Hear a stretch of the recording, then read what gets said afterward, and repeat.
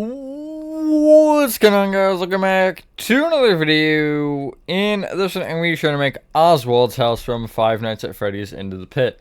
Here is the facade. This house is a little jank, and I'll explain it as we go. Basically, the proportions between the outside and inside aren't exactly the same, and because of that, that's why you saw the black concrete walls were like a million blocks tall. It's just because of the fact that the interior is very weirdly scaled, and just it doesn't make a lot of sense in general. I'll explain it as we go when we get there, but yeah, here is every room nonetheless. Windows and stuff don't even line up. It's rough, I'm not gonna lie. And it's not particularly anything that I did wrong in this. I mean, perhaps some of it is, but in general, it's just a little goofy. But anyway, with that being said, enjoy the tutorial, and I will catch you on the flip side. Alrighty, so the space we're needing for this build is a 41 by 108. And the materials we're needing to start off are black concrete, white wool. I would love to not hit caps lock for once. Smooth quartz blocks. Quartz pillar, my bad. Birch fence. Smooth quartz slabs. Spruce planks. Black stained glass, and we'll go diorite slabs. And that should, I think, get the front of the house mainly done.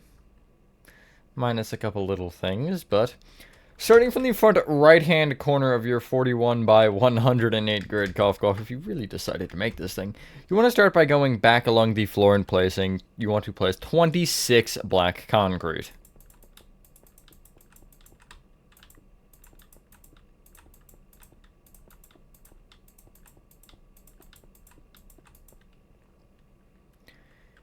You will then go left by 3. And then from there, you'll go forward diagonally to the left with a white wool. You'll bring that left wool, left by 4. Or I guess place 2 spruce planks, actually, you might as well.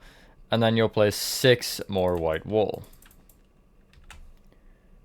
This end one can be brought forward by 4. And then from there, you will go left by 9. And then back by 4. From there, you'll go back diagonally to the left of the black concrete, and it'll essentially mirror what you have on the other side. So you'll bring that left by 3, and then forward by 25.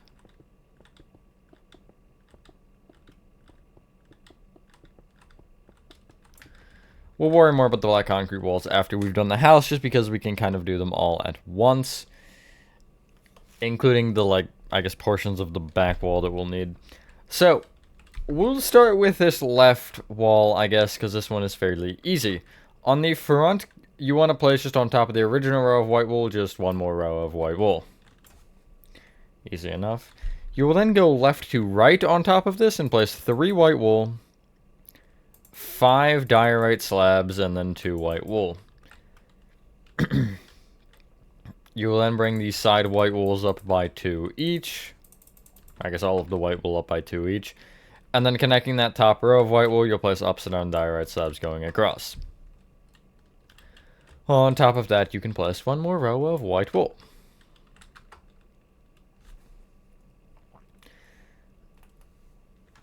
Pretty much the rest of the white wool is just being brought straight up, except for 2 blocks in particular. Where you have these 2 spruce planks here on this back portion, you'll take the white wool to the left and the right of it, and you'll bring it up with a white wool, 3 black stained glass, and then a white wool. You can connect those top white wools together, and then everything else really here is just 5 white wool on top of the original white wool.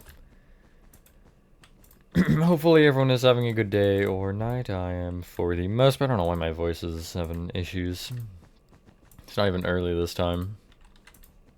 It's probably not that audible or noticeable, just a little bit cracky. Anyway, you'll have this. In between these top 2 black glasses and this doorway, you'll place upside down diorite slabs just at the top. that is a more defined doorway.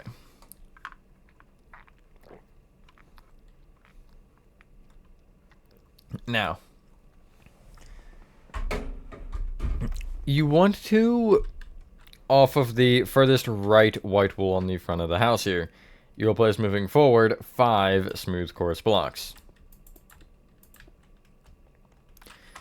You will bring this front one then left by 7. And going left from that, you'll place 4 smooth quartz slabs. You will fill in the floor inside of this here in with spruce planks.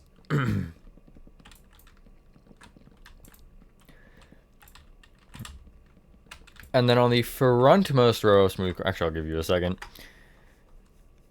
On the frontmost row of smooth quartz blocks, you'll take the furthest left and furthest right smooth quartz block and bring it up with 5 quartz pillars. Still gonna take a bit to get used to that one. You'll then place on top of every other smooth quartz block there just birch fences. I forgot to fill in this little left wall here. Don't forget this. With white wool.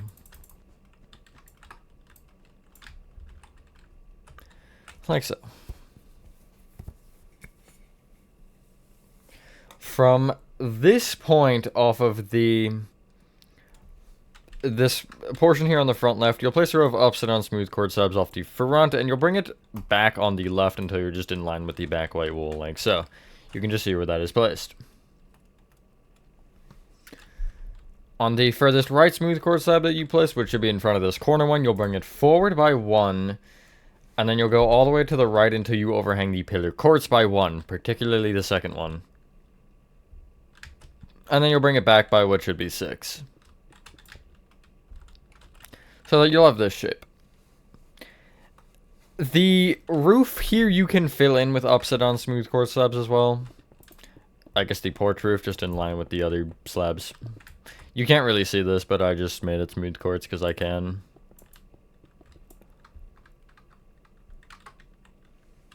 This kind of looks like a diner or something right now. It's not a bad design. I mean, I would change the colors if I were to actually have made anything like this, but you get the point, I think. So, what can we get rid of? Get rid of your diorite slabs and birch fences, along with actually quartz pillars, might as well. And at least move your smooth quartz slabs forward to here. You will get out mangrove planks, mangrove slabs, and you also want mangrove stairs, which I would put just behind the mangrove slabs.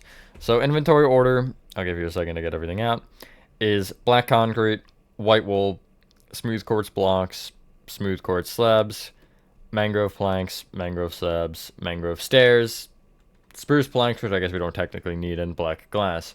Is there anything we can get out instead, though? Not really. Yeah, we'll just wait. So, you want to start off by placing a row of mangrove stairs that sits just inside of the front, or I guess inside of the smooth quartz slabs on all sides.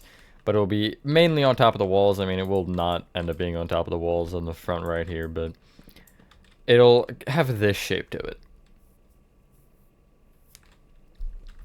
You'll then kind of carry along with the next row on this left wall as per usual, and once you hit the corner stair, you will bring it, this is going to be up diagonally, and from the previous row of stairs, by the way, you'll bring it right with 3 mangrove stairs, a white wool, 2 black glass, a white wool, and then the rest of the row is just normal of these stairs.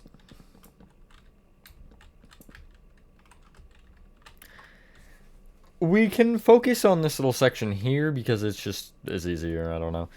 You will copy this whole white wool, black glass row on top of itself one more time. And then on top of either white wool, you will place a mangrove plank. Bring either mangrove plank towards you with a smooth quartz block. And bring those blocks away from each other with a smooth quartz slab, and also towards each other with an upside down slab. On top of either upside down slab, you'll place another normal slab. Fill in the little like half gap here in with white wool above the glass. And now you want to keep going with the mangrove stair pattern, just keeping rows up diagonally in from the previous row, except you want to make sure you take into consideration this section that we just made. So essentially on this next row, you'll just make sure that you bring these side white walls back by 1, and the mangrove stairs will kind of just pop out from the sides of it. And then the next row will be, I believe, the second to last? Yes. The smooth quartz slabs will run into it and just end up hitting the stair, and then the mangrove planks from the roof, or the singular mangrove plank, will be brought back by 2, which is where the roof will end up stopping and also picking back up on the opposite side. And you want to essentially have rows of these mangrove stairs until you're at the last row that you can place without going any further back than basically the facade of the house goes right now. And as you can see this top row here, you'll just kind of go around. Make sure you have the corner stairs curved as well, like especially this top one here, and then these will just be brought back here with mangrove slabs.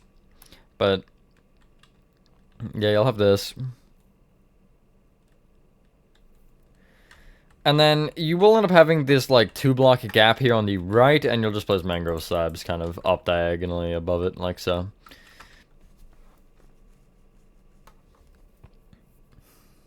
Now, a couple minor things to, I guess, do.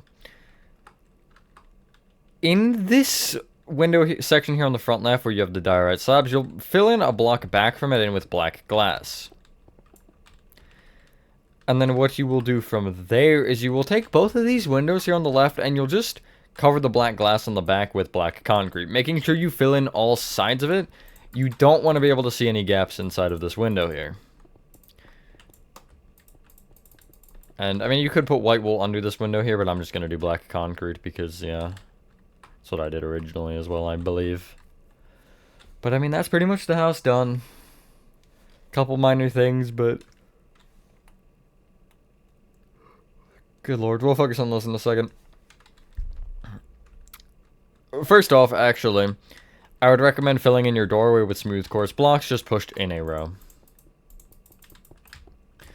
And also the black glass on either side of this doorway should be brought in by 2 rows, so it will stick one further in from the door.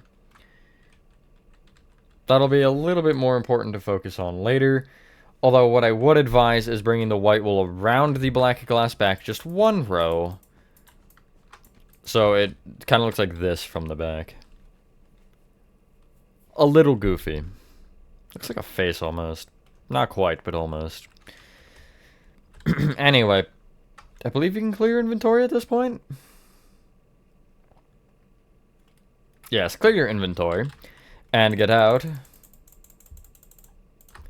stone stairs, stone slabs, lime terracotta, andesite walls, red nether brick, warped planks, warp stairs, and we will get back out black concrete to do these walls here in a bit. Not quite yet. That'll be the last thing we do, I think. On the front, I should say, on the facade. So, let's start with the satellite dish. If you head to the roof of the house, what you want to do is you want to count out to the 3rd kind of diagonal here on the portion of the roof that sticks forward on the left side. So this is the bottom one. 2nd, 3rd one is right here. You will break this mangrove stair and replace it with a stone block. Off the left of the stone block, you'll place an upside down stone slab, and then on top of that slab, you'll place an upside down stone stair facing left.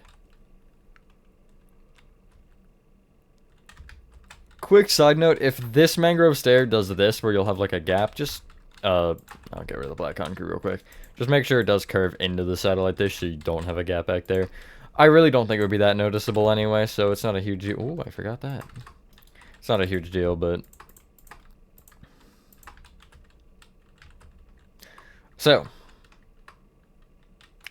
let's do the lime terracotta now. These bushes are more specific, actually, than the ones on Freddy's and Jeff's. So, if you start along the base of the house on the left side here, you'll take the bottom row of white wool and place a full row of lime terracotta in front of it that hangs off the left by 1. Then going left to right on top of it, you'll place 4 lime terracotta, gap of 1, 2 lime terracotta, gap of 1, 2 lime terracotta. Next row going left to right again, you'll leave a gap of 1, 2 lime terracotta, and then what should be a gap of 6, and then 1 more lime terracotta on the kind of right half of this row of 2 here. That's where it will be placed. In front of the base row, you'll go left to right and you'll leave a gap of 1 and place 3 lime, gap of 1, lime, gap of 2, and then 2 lime.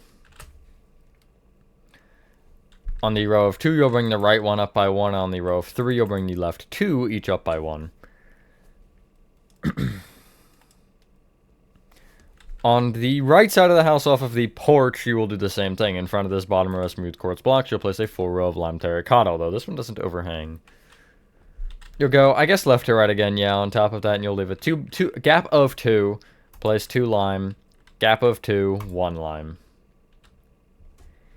And then where each of those top blocks are, you'll take the lime terracottas below them and bring them forward by 1 each.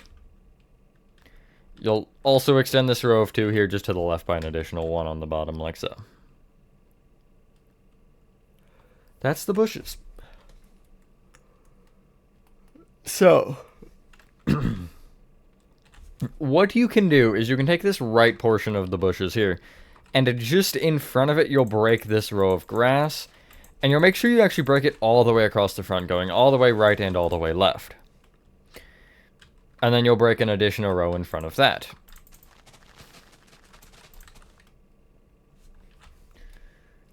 Going back on the leftmost 2 and rightmost 2 rows of this, you'll break those 2 rows of grass, again, just going all the way to the back kind of corners of the black concrete.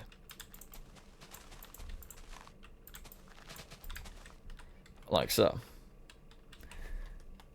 And then where you have the smooth quartz slabs on the porch, you will break all of the grass coming out from that until you reach the edge of your grid space, or just alternatively the black concrete lines. Making sure you will end up having to go through the other section, which is fine. It'll kind of create a little bit of a cross. Not quite a cross, but it's close enough. Well, I guess, yeah. Almost looks more like a cactus, actually. Certified cactus. Anyway. Along with what you've already broken here, you'll break the front 5 rows between the black concrete and the floor. Because of the fact that Oswald's the porch has that step down, this is why this is all lower instead of where you see on Jeff's right there. It's a little bit higher. Yeah, I really cramped this in. I forgot how... I didn't know how Oswald's house worked from the front. Because I actually thought the door was like here or something, but I then realized that is in fact not the case, and it's very obviously right there. Anyway, you'll fill in all of what you just broke with stone. So, yeah, it ended up just squishing it next to Jeff's. I'm gonna end up moving it, probably, in the actual FNAF map. But what I should have done, and what I was actually thinking about doing, was making the tutorial version in the actual FNAF map still, and just deleting the original one and then keeping this one wherever I would want it. I feel like that would have been probably more logical, but whatever. It would have just saved me time of structure blocking and stuff. Seeing as how this is about, I think, a 2 structure block build, if I'm correct. 41 by 108 would be 2. Which is, I guess, nice. Better than, like, 5. Although I believe I use structure voids somewhere. I think there's, like, 1, at least, that I can think of. Anyway. On the main path here that leads up to the house, you want to be just right of the stone by a row, and also back from this corner a row. You will place an andesite wall on that block with a red nether brick block on top. Bring that red nether brick forward by 1. One last thing before we can bring up the walls of black. On the... God, sorry, I don't know what's going on. On the, like, left side of the house, you will count to the backmost white wool and then count forward by 1. Place a warped plank with a stair on top of it facing to the left. This is a recycling can. You can kind of see the, like, edge of it from the... I used the shot where it's the one dream, spoiler alert, where it's, like, you, your mother, and Spring Bonnie. That was the one that I used, and you could just see, like, a sliver of it. Anyway, from this point, you want to bring each black concrete up by 17.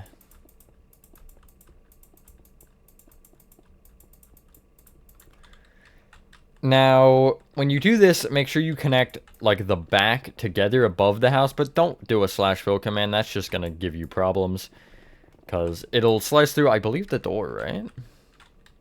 Yeah, it'll slice through the door and stuff, and it's just not a fun time, but I'll actually manually fill this in. Why not? Make the video a little longer, considering this one will be, like, shorter than Jeff's. I'm scared for Freddy's, though. Considering that is, as of right now, looking to be like a 3.5 hour build. Which is just great. Considering Jeff's was 3 and Freddy's is more. But oh well. I'll survive, I guess. Anyway, anything else to point out with this? Not really. I guess what I mentioned earlier is, so when you go into the attic, you go up the ladder, and you close it, like, this way, essentially. Which, from the room that you were in, would mean that the window of the attic is on the left side of the house. And I'll explain it more when we actually are building the attic, but it's actually the window on the front of the house. Even though nothing lines up like that. And also, Oswald's room, even on the map, it shows... Because I guess also the attic is placed in that particular spot. But Oswald's room does not go that far forward, and this window should be Oswald's room if everything is correct. So it just doesn't line up, really, like, at all.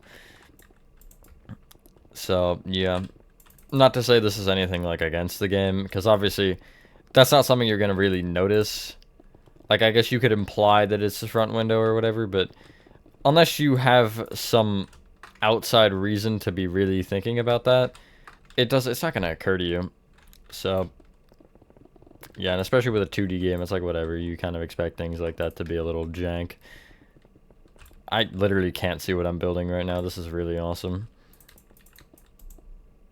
I dislike black concrete so much for this reason. Like, please let me see what is going on.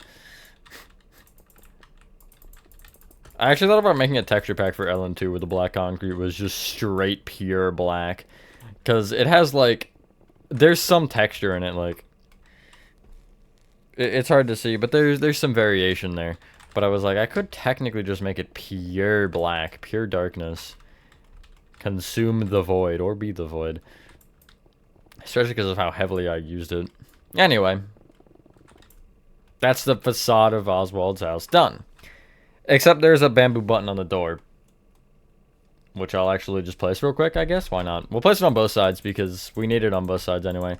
So I got out a bamboo button, and if you're on the actual front still, you'll come to the door, and you'll be on the left half, the block in line with your skull, aka this block, and you'll just place a bamboo button. So remember which side that is on when you go around, because it doesn't change. This side. Nice. So now it's time for the layout, and we're going to do this the same way as we did Jeff's, to where the facade of the house is to our left as far as just logic is concerned. If you clear inventory you want to get out, light gray terracotta, smooth quartz blocks, smooth quartz stairs, white concrete,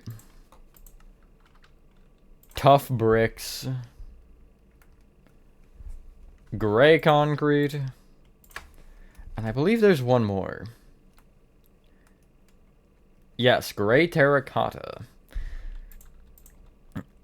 So, as Jeff's was as well, we're going to do all of the rooms layouts and then build up the rooms. However, with this one, we're going to save all of the attic for last, just because the attic covers up, like, almost the entirety of, well, not quite the entirety, but it covers up a portion of that room, and I would just rather build it or put it in later.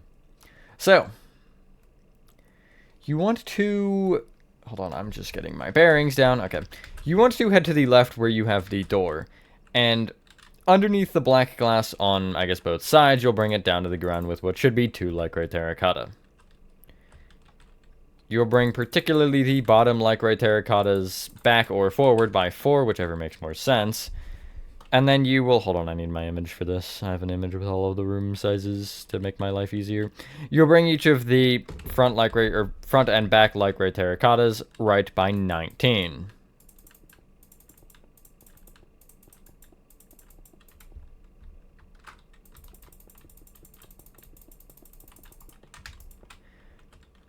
Then bring those N1s towards each other by 4.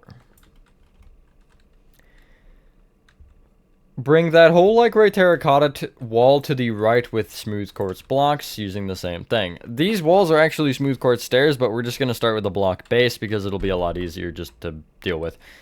You'll then take the front smooth quartz in particular and bring it right by 16.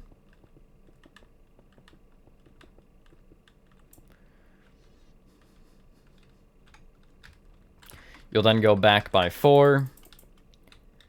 Leave a gap of 2. Place 5 smooth quartz blocks. And then go left with what should be 13. And you'll end up with a gap there. A little 2-block gap on the back left. You will then, to the right of that, I love missing materials, it's fine. Get out light gray concrete real quick. You don't actually need it right now. Just get it out before I forget to mention it. Bring the rightmost row of the smooth quartz wall here right with white concrete. Take the front end, or the front white concrete in particular, and bring it right by 21.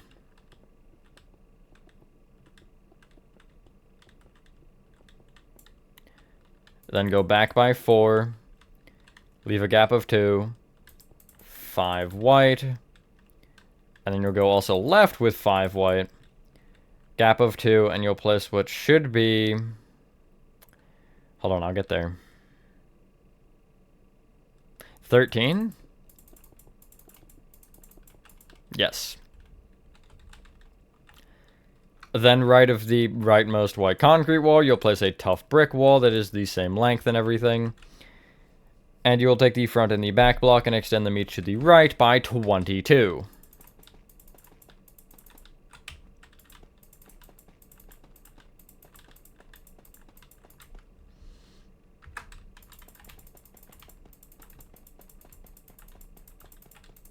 And then connect together here on the right.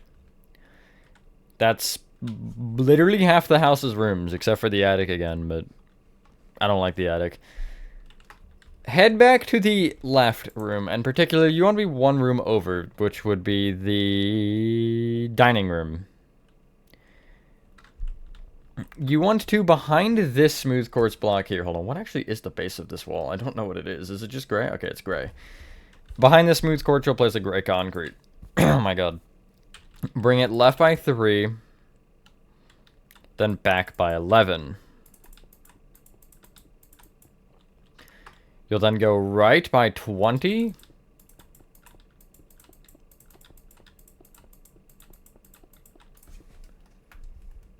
And then from that point, you will go forward by 4. Gap of 2.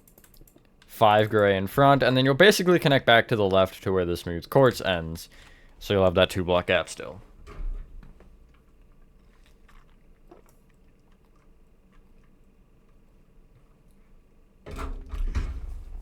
For the hallway to the right of this, you will take the front gray concrete and you will extend it right by... Basically, you want to go right by 20, except do remember that gap, although I'm including that in this number of 20.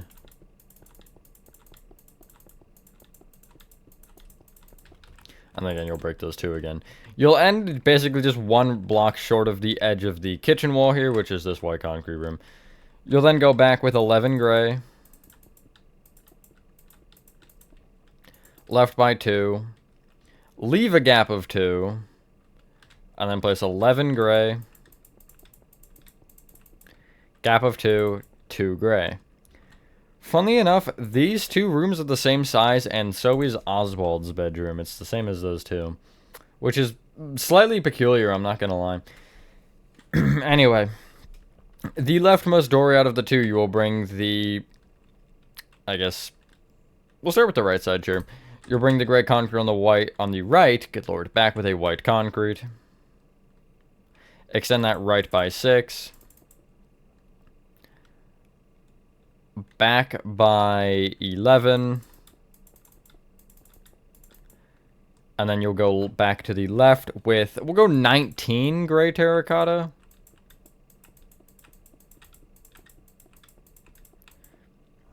And then a white concrete on the end, which can then be connected forward, which should be 11 forward, and then back to the right.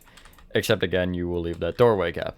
I literally only put the white concrete on either side for the symmetry. You can make the whole back row gray terracotta, it really doesn't matter.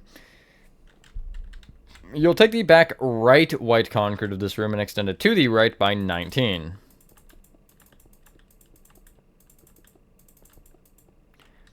Then go forward by 11. And you'll connect basically back to the left, but again, you will leave that doorway open. So this is the layout of your house, pretty much. So what makes this... I'll get there. What makes this house different than Jeff's is I believe I did the floor next on Jeff's. But we're going to actually do the entirety of the walls. And we'll just kind of... We'll go room by room across and just do each one. So if you start with the light gray terracotta room, you will start by bringing each light gray terracotta up by 2. And then go up from there with 5 rows of white concrete. I'm pretty sure, yeah. I wasn't sure if one was getting blocked or something. And you'll just do this around all the walls. Side note, when you're doing the doorways, these doorways are 4 blocks tall, which means you will leave 5. Because you obviously need the floor, and then, yeah. So I'll figure out, hold on, I'll figure out how many you need to connect. It's the top 3 rows of white concrete, or whatever the wall material will be. I think it actually is almost always white concrete. Except I do know the tough brick is different, but I'm pretty sure that's the only room where the top half of the walls is not white. Now that I'm thinking about it. Just kind of funny. But regardless. There's also some, like, holes in the walls and stuff. We're just not going to worry about those. Until we're actually decorating the rooms. Which is a not right now me problem. What's the chances I finish this today? I'm, like, looking at it. It's been 30 minutes. And we've got a layout, which is something. And it's not like it's that many rooms, although the attic is gonna suck. I just hate the attic. Next room is where things get a little bit more complicated. On top of the original row of smooth quartz blocks, you'll place smooth quartz stairs going around the edges of the room. Do make sure that you kind of keep in mind where the doorways are for this, specifically because of this here on the back left. Now, I don't do anything fancy here with the stairs. However, this stair on the back left block will want to kind of curve to the right like this. That's more so a how would the wall trim work versus how would this be logical for the doorways, if that makes any sense. But anyway, let me also confirm that nothing goofy is happening here. Of course my walls are double layered, and of course I have to dig into the wrong spot. Just splendid. Okay, yeah, nothing weird is happening, in fact. You'll then bring each smooth quartz stair up with an upside down smooth quartz stair of kind of the same directional logic. There's one block here that is a smooth quartz block, but I'm not going to worry about it because it's for a light switch. And we don't like light switches here. Just kidding, I have nothing against light switches. I feel like that'd be the stupidest thing to hold a grudge against. You will then bring the smooth quartz stairs up with 5 rows of light gray concrete. This is where the light gray comes in. And yes, it is the top 3 rows, in fact, of the doors. Now that I'm actually inside of a room, I can confirm that. Because I wasn't in a room before. I was just kind of guessing. There's a lot in this build that you're gonna have to kind of coat with a block on the outside. Hence why there's also just a random like space here on the far, I guess back of the grid at this point. Although actual left of the grid, but back based on whatever the heck we're doing. That's because of the holes in the wall, which I do coat. I didn't end up coating the stairs just yet. I will have to eventually when I do my light checks and stuff before the FNAF map actually becomes downloadable. Hint, hint. But yeah, that is something, I guess. Next room over to the right. Because, I don't know. What do you think? There's going to be another direction? It's literally just white concrete up with what should be, I think, 7 rows. Yeah, 7 rows of white concrete. Quite simple if you'd ask me. Most challenging room. Actually, the room to the right as well. You can just bring the tough bricks up by 7. We might as well get them both out of the way at the same time. Or I'll just tell you them both at the same time. It's not like you're looking at anything and being like, ah, yes, time to think about this one. You're just really placing. That's the thing with the layouts I've mentioned is like, there are a lot of just mindless placing. Especially for me at this point, because I've built so many things like this. It's like, whatever, I'm just placing blocks. And I obviously know kind of what's going on anyway, since I've built it once and designed it. So it does make it a little bit more like, just kind of wandering through it aimlessly. But it's not necessarily bad. I mentioned this in a, I don't know if I mentioned this in a video before. I have the ability sometimes where I'll just like zone out and start thinking about something else, yet I'm still instructing the tutorial just fine. And I'll snap back after not that much time and realize, like, I should be focusing on what I'm doing right now. But I never really mess up when I'm doing that. It's kind of funny. I mean, sometimes I'll mess up, but that's not even necessarily related to that. That's just me going, like, a step ahead.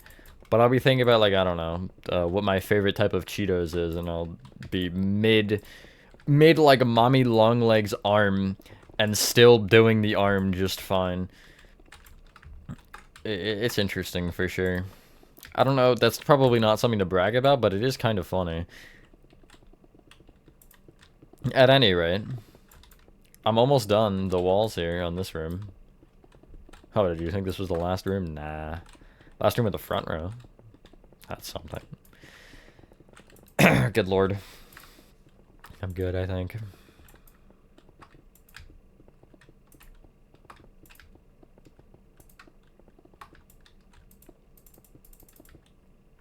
There you go. There's another room.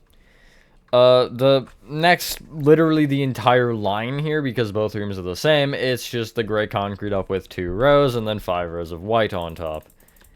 That should be, I think, fairly, expected.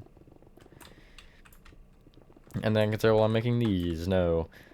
So the doors in this one are kind of like how I made them on Jeff's in the tutorial, though Jeff's actually isn't like that originally. And I think that's why I got the idea of that, because I believe I had gotten at least far enough in this house to have come to that conclusion that I needed to do that with the doors. Basically, the reason these doors are a half a block taller is because of the... or I guess half a block to a full block, is because of the, like, trimming of the walls being 2 blocks tall. If the trimming was a block and a half, hypothetically, then we wouldn't have the size that we have. But obviously, you can't do that in Minecraft, so... I had to say, oh well, and work with what I had. And just slightly change the proportions, but... I don't think it was necessarily a problem. It didn't seem to create any problems, at least. Although I guess it does create the problem of the front of the build in general being a little jank. But I don't know if that's even related to that, per se. That might just be... a Minecraft moment, I don't know.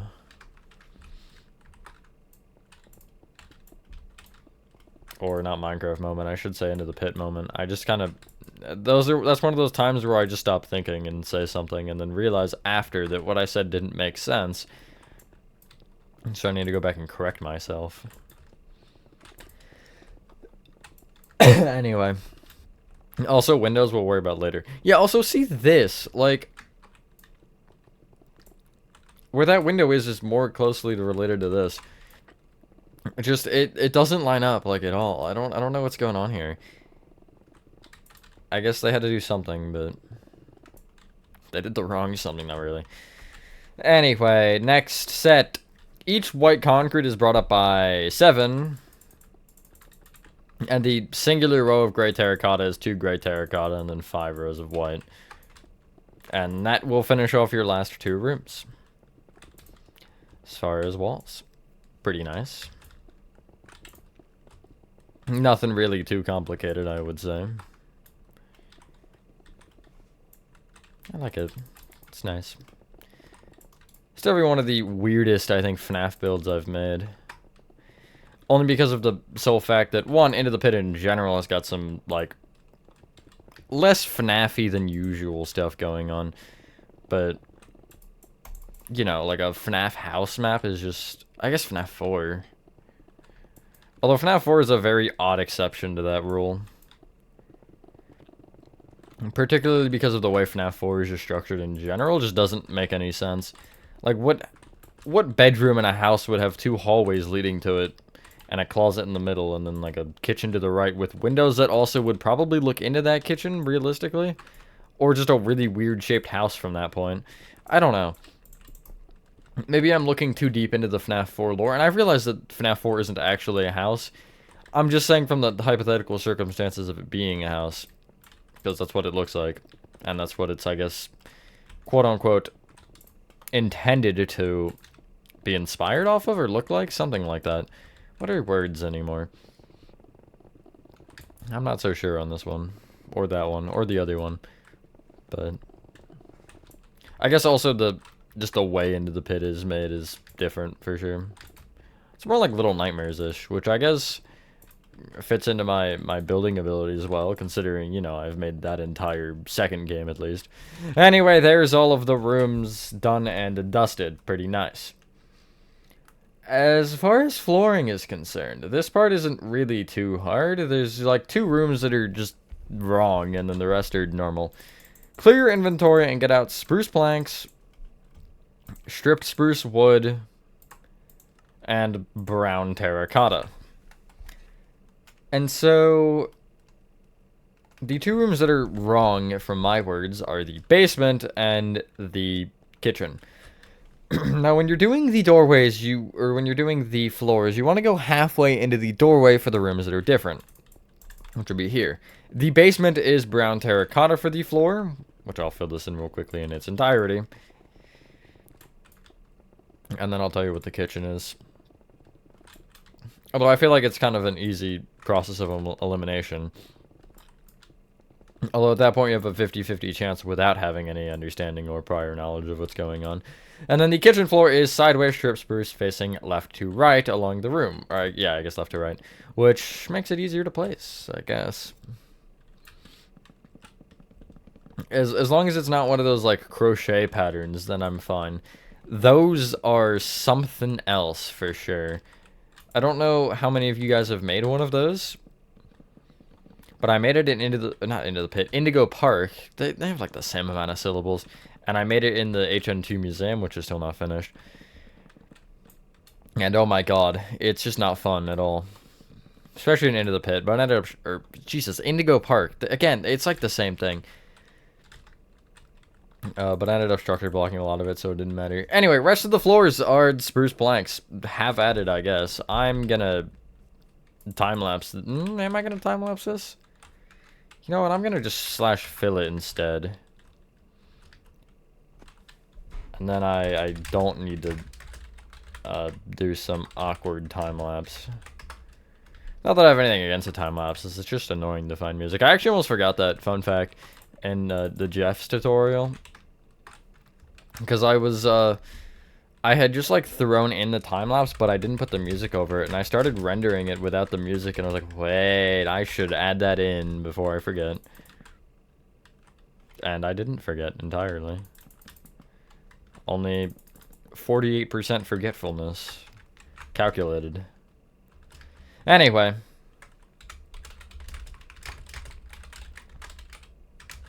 you'll have this.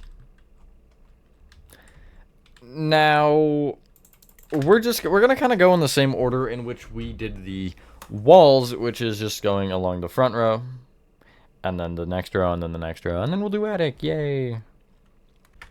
So, as per last time, we'll do the ceiling. I guess kind of last. I mean, we'll do the ceiling before we do the attic, but frick the attic. It's a rebel to society. So, what you want to do is you want to come to the front left room, the first room that we made the layout for, and you want to start off by getting out spruce stairs, spruce slabs, which I guess we'll also use for planks, because, yes, nether brick fence, stripped birch wood, mangrove buttons, mangrove signs.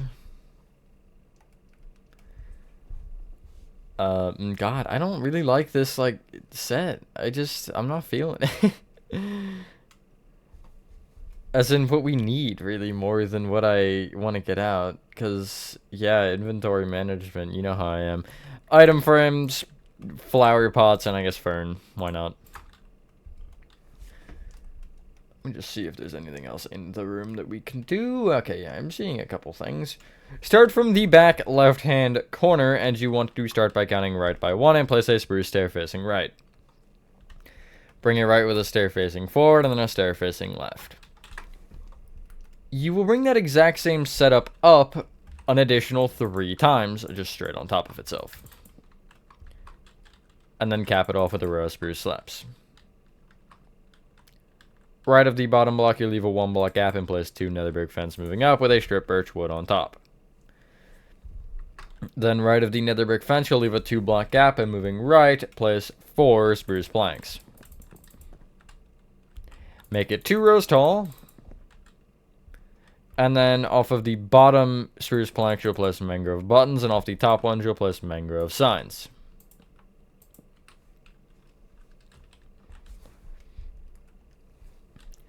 Or I guess kind of, yeah, on top of the left 2 spruce planks, you'll place item frames, which will technically be on the wall.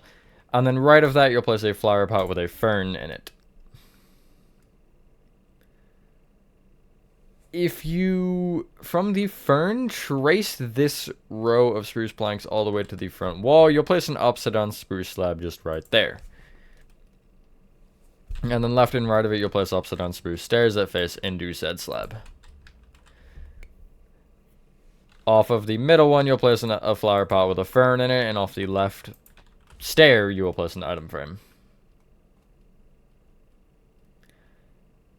One more item frame, I believe, in this room. Yes, it is above the right half of the doorway. I guess the front half of the doorway. There's an item frame right there. This has a clock in it, which you can actually just get out real quick and place, and then clear your inventory once you have done that fully.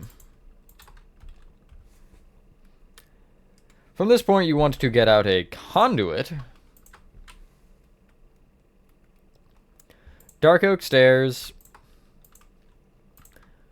oak slabs, dark oak slabs, paintings, mangrove stairs, mangrove trapdoors, God, like, just no, really. I guess we'll go dark prismarine stairs and a dark prismarine blocks. That's a fair enough point. So on the like little bench here on the front, you'll place a conduit on the right half, and you'll also actually place a conduit on the right half of this little dresser thing here on the back. Above the rightmost item frame on the dresser, you'll count up by 2, and you'll place a painting here. It should be a 3x3.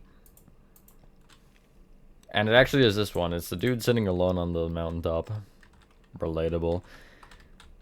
To the right of this bottom spruce plank, you'll place a dark oak stair that faces to the left. Right of it, you'll place a couple of oak slabs. On the right more oak slab, you'll place a 1x1 painting, like so. From the dark oak stair originally that you placed, you will count forward by 2 and place a mangrove stair facing forward.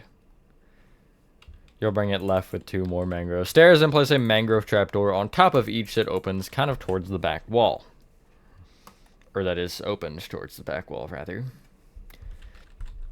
From the furthest left mangrove stair, you'll go forward diagonally to the left with a dark prismarine stair that faces forward. In front of it, place a dark prismarine stair facing back, and left of either of those, you'll place a couple of dark prismarine blocks. Bring each of those blocks up by 1. Now, there's a way you can kind of, I guess, manipulate these stairs, because there's a table right here that is made out of 4 stairs facing, that create that, like, little rounded thing. So if you take the furthest right mangrove stair, you'll place a dark oak stair in front of it that faces kind of into that mangrove stair. Then right of that stair, you'll place a stair that faces right. In front of that one that faces forward. Left of that one that faces left. And you can place dark oak slabs on top of all of that. From this point... Wasn't there something else? Oh yeah, there's a bench there on the front. And there's a couple of shelves, yeah, okay. So in the front right-hand corner, you want to start by counting left by 1 and going left. Place 3 mangrove stairs all facing back. And then on top of them, you'll place mangrove trapdoors that are opened up against the wall. Yet again, directing your attention to the back wall, you will... In the top back right-hand corner, you'll take this white concrete and count down by 1 and place a dark oak slab.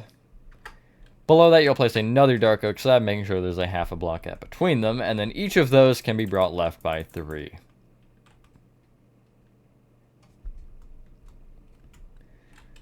Clear your inventory and get out. Cyan carpet. Light blue carpet. Mud bricks. Block of coal. Deep slate tile stairs. Okay, really? I don't even know who I'm saying that to. I messed up. Why am I getting mad? Packed ice. Bone block. Oak leaves, and a beehive. That's kind of perfect, actually. That almost finishes the room. There's a little shelf. There's another lamp. I can't believe I missed that. Anyway, take this table here, and off of the front right stair, you will place a cyan carpet to the right. Bring that cyan carpet forward by 1. Then forward diagonally left 1. Left 3. Back diagonally left 1. And then you'll go right of that and place a light blue carpet. Bring that light blue carpet back by 1, and then back with a cyan carpet. Extend that cyan carpet to the right by 1, and then you'll fill in the rest of this middle in with more light blue. This painting we placed off of this oak slab earlier, you will place to the right of said painting a mud brick.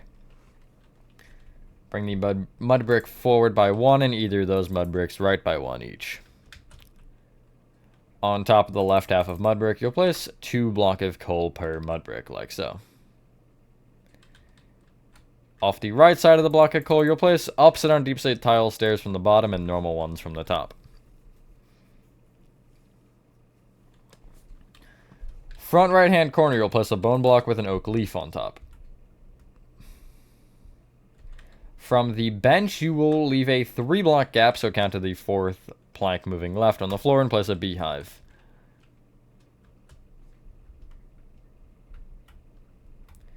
Maybe one more set, maybe not, we'll see. Clear your inventory, get out. Strip spruce wood. A piglin head, it's always a fun one. Iron trapdoors. Mangrove slabs. Nether brick fence. Stripped birch wood. And we'll go mud brick walls. And that should finish us. In the front left-hand corner, moving right, you'll place 4 sideways stripped spruce wood along the front wall. Bring it up with an additional row, and then going right to left on top of that, you will place a piglin head facing backward. 2 iron trap doors, and then a mangrove slab, which should be in the corner. Just kind of behind this, I guess where the mangrove slab is, from the floor you'll go up and place 2 nether brick fence and then a strip birch wood.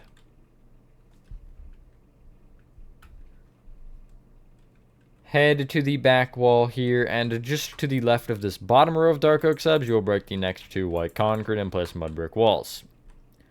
I would back these with some sort of a block for one, so light doesn't shine through, and 2, it does just give it a little bit more texture.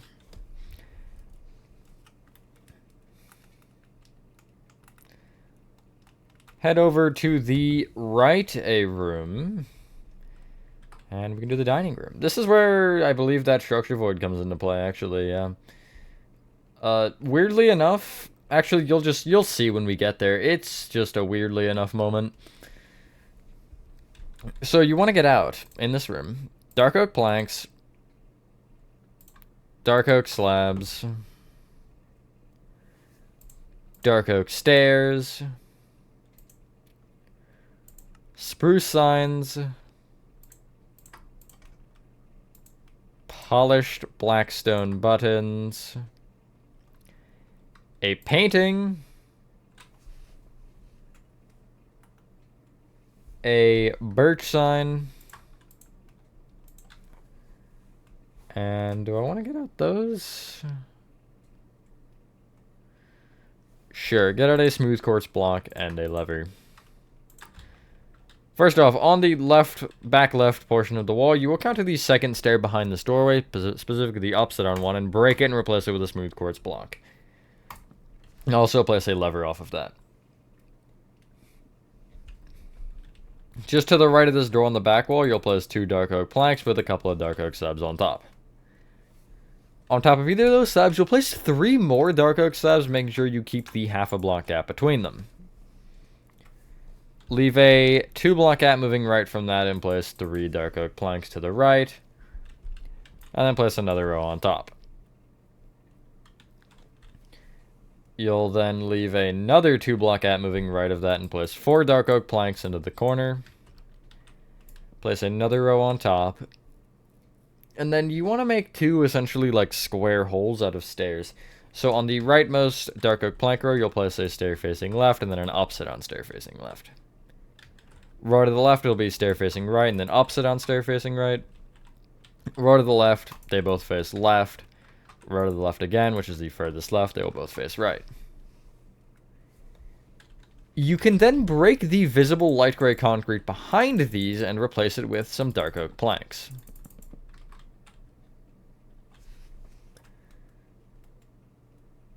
Now, on each of these sections where there are 2 rows of spruce planks, dark oak planks, you'll place a row of spruce signs off of the top row. And a row of polished blackstone buttons off of the bottom. On the little guy here to the left, you'll just place spruce signs off the only row, though. That is full planks.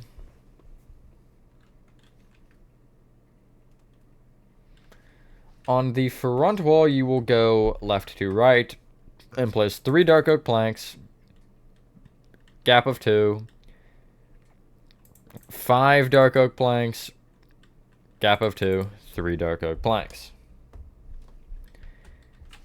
Then what you can do is, to the right of I'd say the bottom row of dark oak slabs, but it's technically 1 row up from the bottom on this little thing to the right of this door here, the back left. You'll place a birch sign, and on the top line, you will just type AUG in caps, which should be August. There's no year, which is lame. The other one is a year, this one doesn't. Anyway, to the right of this, you want to be above the middle of this little dresser here, and you'll place a painting, and it should be a 4x2. I have it as the mountain landscape, which is this one here.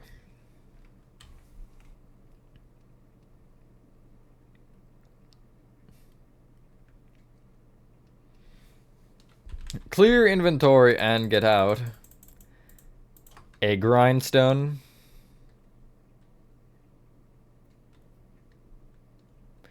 where the heck is grindstone? There it is.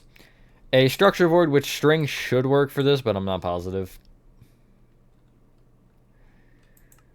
And then hold on, I gotta check what's on the front. Flower pot, fern, item frames, skeleton skulls, lycra carpet, sea pickles. Aren't they in this section or are they in nature? No, they're totally in items. I know they're in items. You can't hide from me. Apparently, there they are. And also turtle eggs. This is a fun one. Where the heck are they, though? Oh, they're right here. Sea turtle egg, I should say, I guess. So, first off, on the little dresser here on the back where we just placed this painting, you want to be above the right half of it. On the painting directly above this, like, I guess not top right of the painting, but one block to the left, you will place a structure board. And you will need to place one, I guess, above and then kind of place it down. You will then here place a grindstone off of that structure board, but you'll kind of be to the left of it, so it will have the kind of dark oak handle off of the front. And that shouldn't get rid of your painting, assuming everything goes to plan.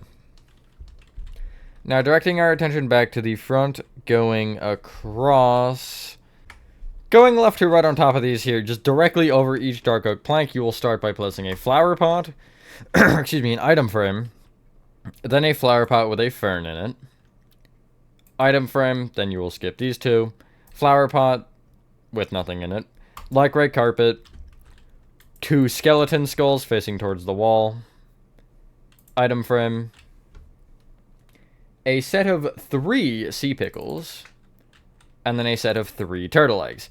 If you're lucky, these turtle eggs will be rotated to where they essentially, like, they're going across the block left to right. I did not get lucky, unfortunately, with the way that I made this. Although, actually, if I end up rotating this, I might. Although, probably I won't go through that nightmare because every single goddamn trap door in the build would have to be fixed at that point. But anyway, clear your inventory once again. And get out this time.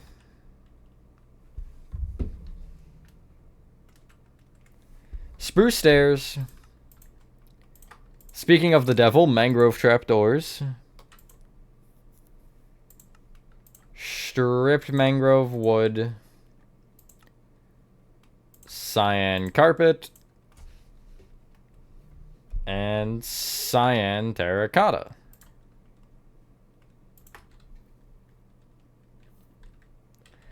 From this point, you want to take the backmost dresser, and in front of kind of the side polished blackstone buttons, you'll place a couple of spruce stairs. You will count to the sides of each one by 2, and then forward by 2, and place another spruce stair on both sides on this position that'll face towards each other. And then you'll place mangrove trap doors on top of each of these. Just had to make sure that was real. On top of each of these spruce stairs, kind of facing away, or on top of them like this.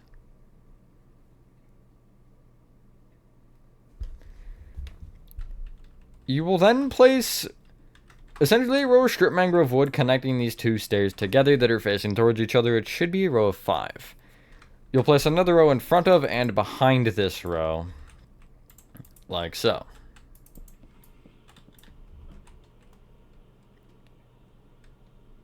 You will then place a cyan carpet kind of around this that sticks one off of the left and right of the chairs and one off the front. And it will also go one in line, or just be in line with the back stairs. It won't go any further because it technically can't. Like this.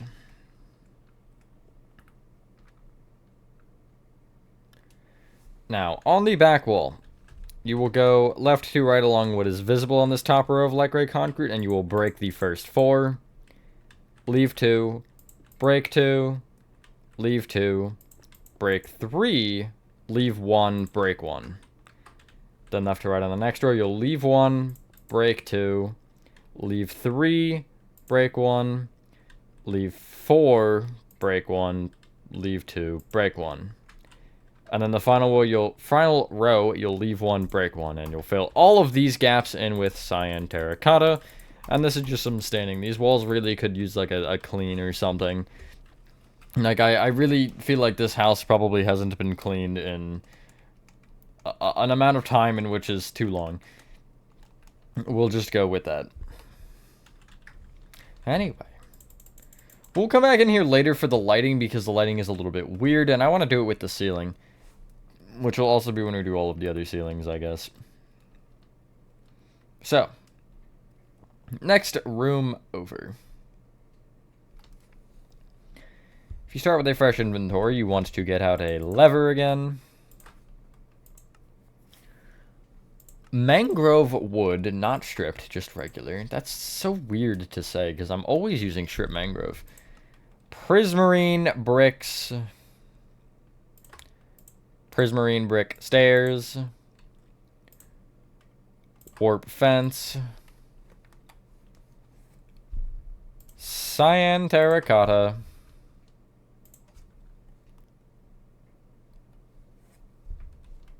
White wool. Iron trap doors, and we'll use dark oak slabs, which will also serve as our planks again. So first off, on the left wall, you will count just back of the doorway here on the left and place a lever at eye level. Coincidentally, down diagonally right from that, you'll place a sideways mangrove wood facing front to back. You'll bring it back by 2. And then bring this back one right by 1. This one should be facing to the right. You'll then go right with 2 prismarine bricks,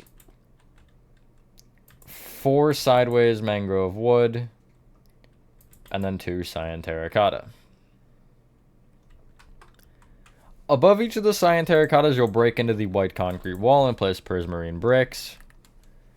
And then above those, you'll break into the wall again and place white wool. Off of the white wool, you'll place upside down iron trap doors. And above those, you will place 2 dark oak planks. Bring either of those dark oak planks left by 3. And place upside down dark, or an upside down dark oak slab under each. Then extend specifically the top dark oak plank all the way to the left wall, which should be 5. And then forward by 2. This front plank can be brought down by 1 and then down with an additional upside down slab. Underneath the rest of the planks, you will place just some upside down dark oak slabs just like that. On the left wall, you will break the block that this kind of lowest hanging upside down slab is kind of covering up half of, and then from that you'll break back 1, up 1, back 1, and then you'll break, I guess, back diagonally right by 1. And all of that wants to be white wool. Now, let's focus on these prismarine bricks here that are just kind of sitting here. You will bring them each up by 2. And off the bottom here on the front, you'll place another row of prismarine bricks. Bring it up with a row of prismarine brick stairs, and then another row of prismarine bricks. Off of the front right prismarine brick, place a warp fence with another one below it.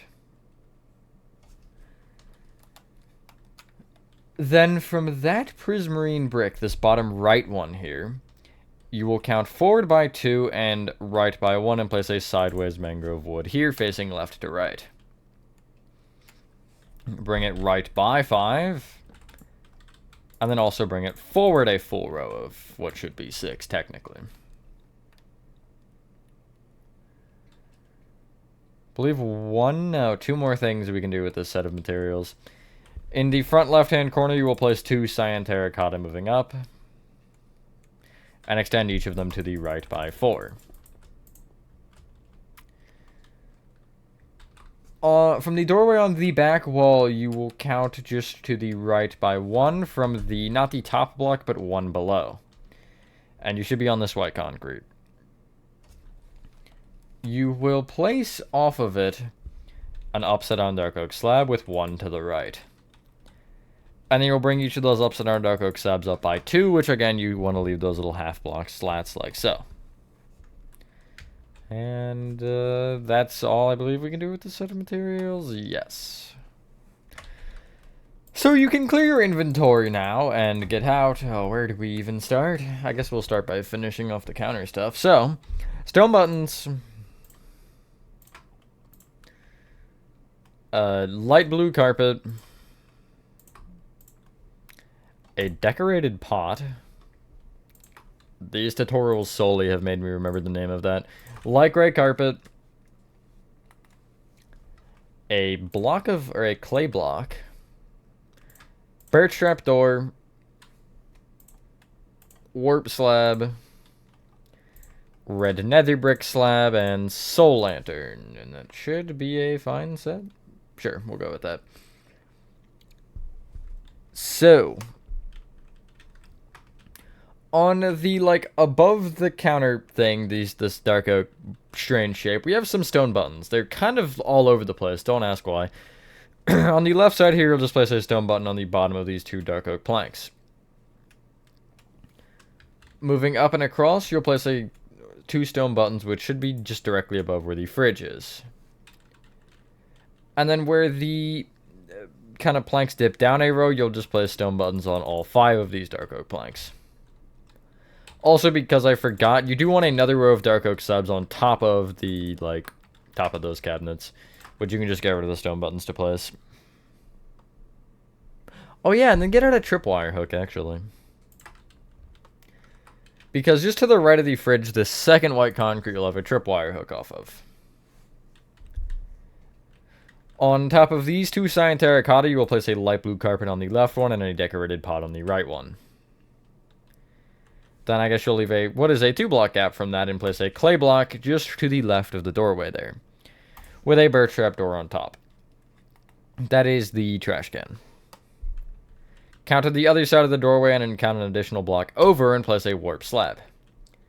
Leave a 1-block gap right of that and place an upside down red nether brick slab with a soul lantern on top.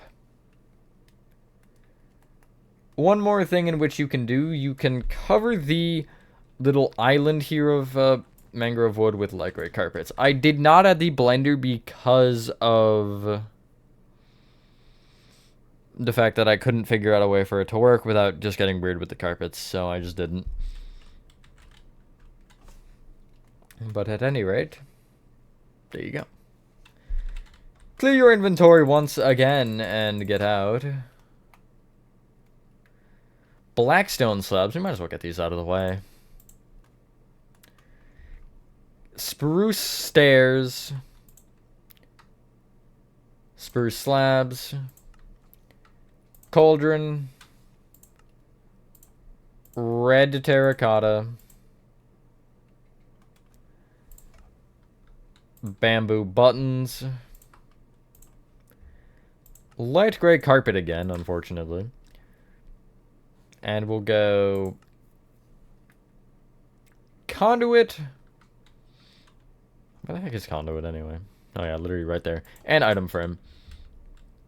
So let's start with the blackstone. You want to head to the top left-hand corner of the white concrete and count forward by 1. Going right here, you will place 5 blackstone blocks.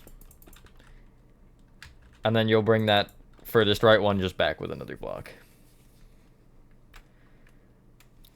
From the block that you started with, you'll count forward an additional 2 and down by 1 and place an upside down blackstone slab here.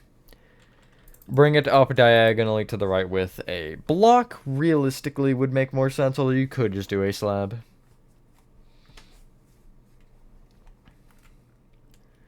And then on the far right, you'll actually do the exact same thing with just what you just did. So if you just trace this across, you'll place the upside down slab with the block up diagonally to the left this time. Like so. You don't have the back one as well because it's, well, not there. Now, going left to right on top of the cyan terracotta here, you will place a conduit and then 2 item frames on the white concrete. There will be something on these two, but we just don't have it yet. Going right from that, then you'll place an upside down spruce stair facing right from the bottom cyan terracotta. Bring it right with an upside down slab and then an upside down stair facing left. Count or leave a 1-block gap moving right and place a cauldron with a red terracotta on top. Bring either of those right with an upside down spruce stair facing right, which can then be brought right with 3 upside down slabs and then an upside down stair facing back to the left. All the way in the front right hand corner, you'll place a spruce plank, which will be brought back by 3. You'll place bamboo buttons off the left and light gray carpet off the top.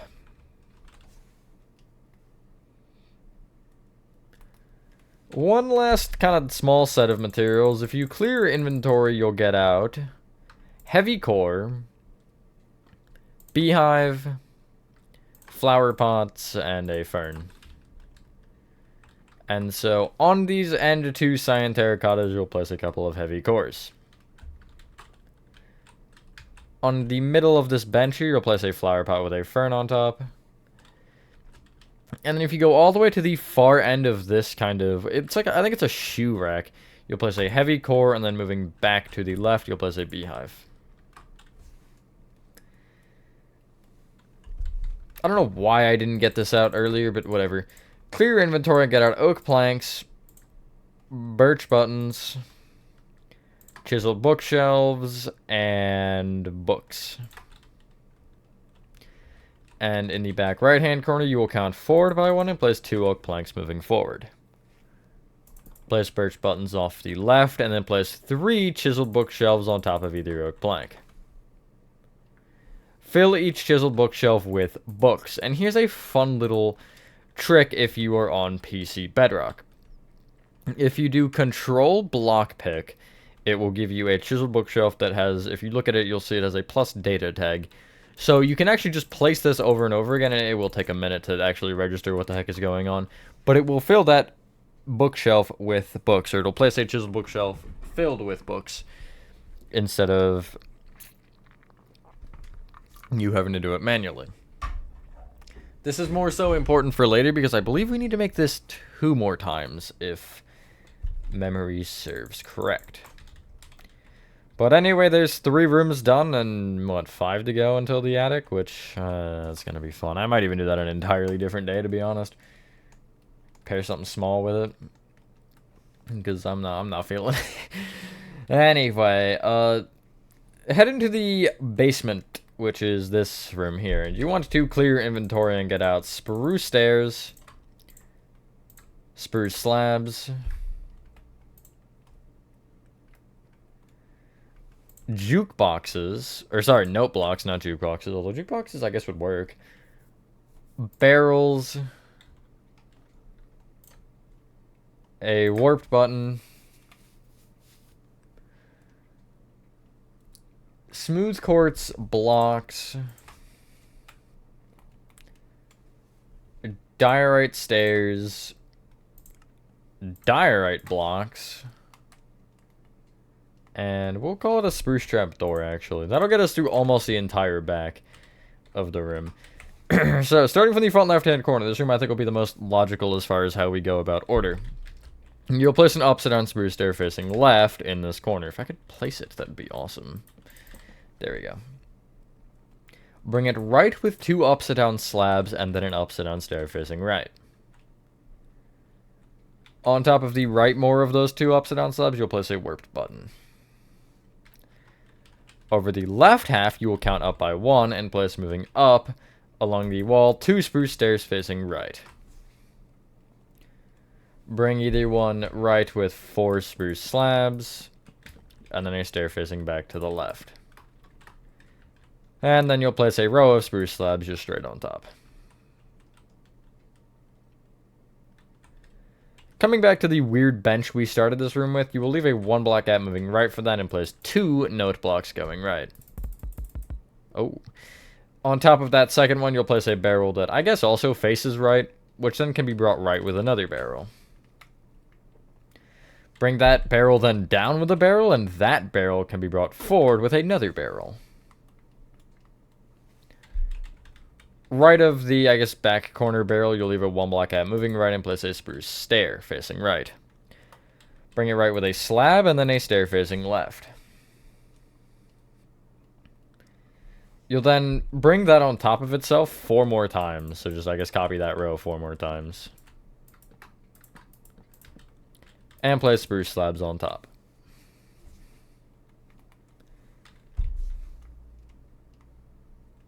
Right of that, you'll leave a 1-block gap and place 2 smooth quartz blocks moving right. Bring each one up by 1, and each of those 4 forward by 1. The back smooth quartz blocks can be brought right with 2 diorite, and then off the front, you're going to do that same square thing we did earlier. So, off of the left half of diorite, you'll place a diorite stair facing right, and then an upside down one facing right on top. And on the other side, you'll do the same thing, just mirrored. To the right of that, you'll place a spruce trap door opened up against the wall, just kind of behind this corner of diorite. Or I guess to the right of it, I should say, not behind it.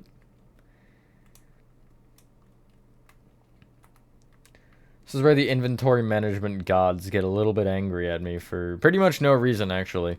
Clear your inventory and get out.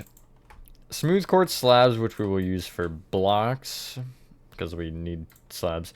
Andesite walls. Gray carpet. Mud brick walls. Prismarine walls, I try to ignore the color changing. Chests. Diorite stairs. Diorite slabs. And we'll go spruce planks, I guess. So first off, above the little diorite thing we just made, which I believe is the dryer, it's either the dryer or washing machine, they're the combo of the two. You'll place a couple of upside down smooth quartz slabs above the back diorite blocks. Bring either one up with a smooth quartz block and then another smooth quartz slab. Right of this top right smooth quartz slab, you'll place a mud brick wall and then a prismarine wall. Bring either of those up by 1 each. Coming back to the bottom, just right of this spruce trap door, you'll place, going right, 2 andesite walls. Bring either one forward by 1, and each wall then up by 2. Place gray carpet on top. Off the right wall, you want to be on the 4th tough brick from the back, and you'll place a chest facing left. In front of it, another chest to create a double chest. So you can see, again, there's 3 blocks off the back, and there should be 5 off the front. It's not quite centered. But anyway, above the chest, you will count to the 3rd tough brick up and break it, on actually both halves of the chest. Break another block moving forward, and then break a row up. You'll do kind of the same thing you did with the dryer, just you'll have a row of slabs in the middle. So you'll have off the back half of the window a diorite stair facing forward, and then an upside down one above it facing forward. Off the front half, they'll be facing back, and then in the middle, you'll place a diorite slab on the bottom, upside down diorite slab on the top. Off of the bottom portion of this, you'll place upside down diorite slabs just to the left.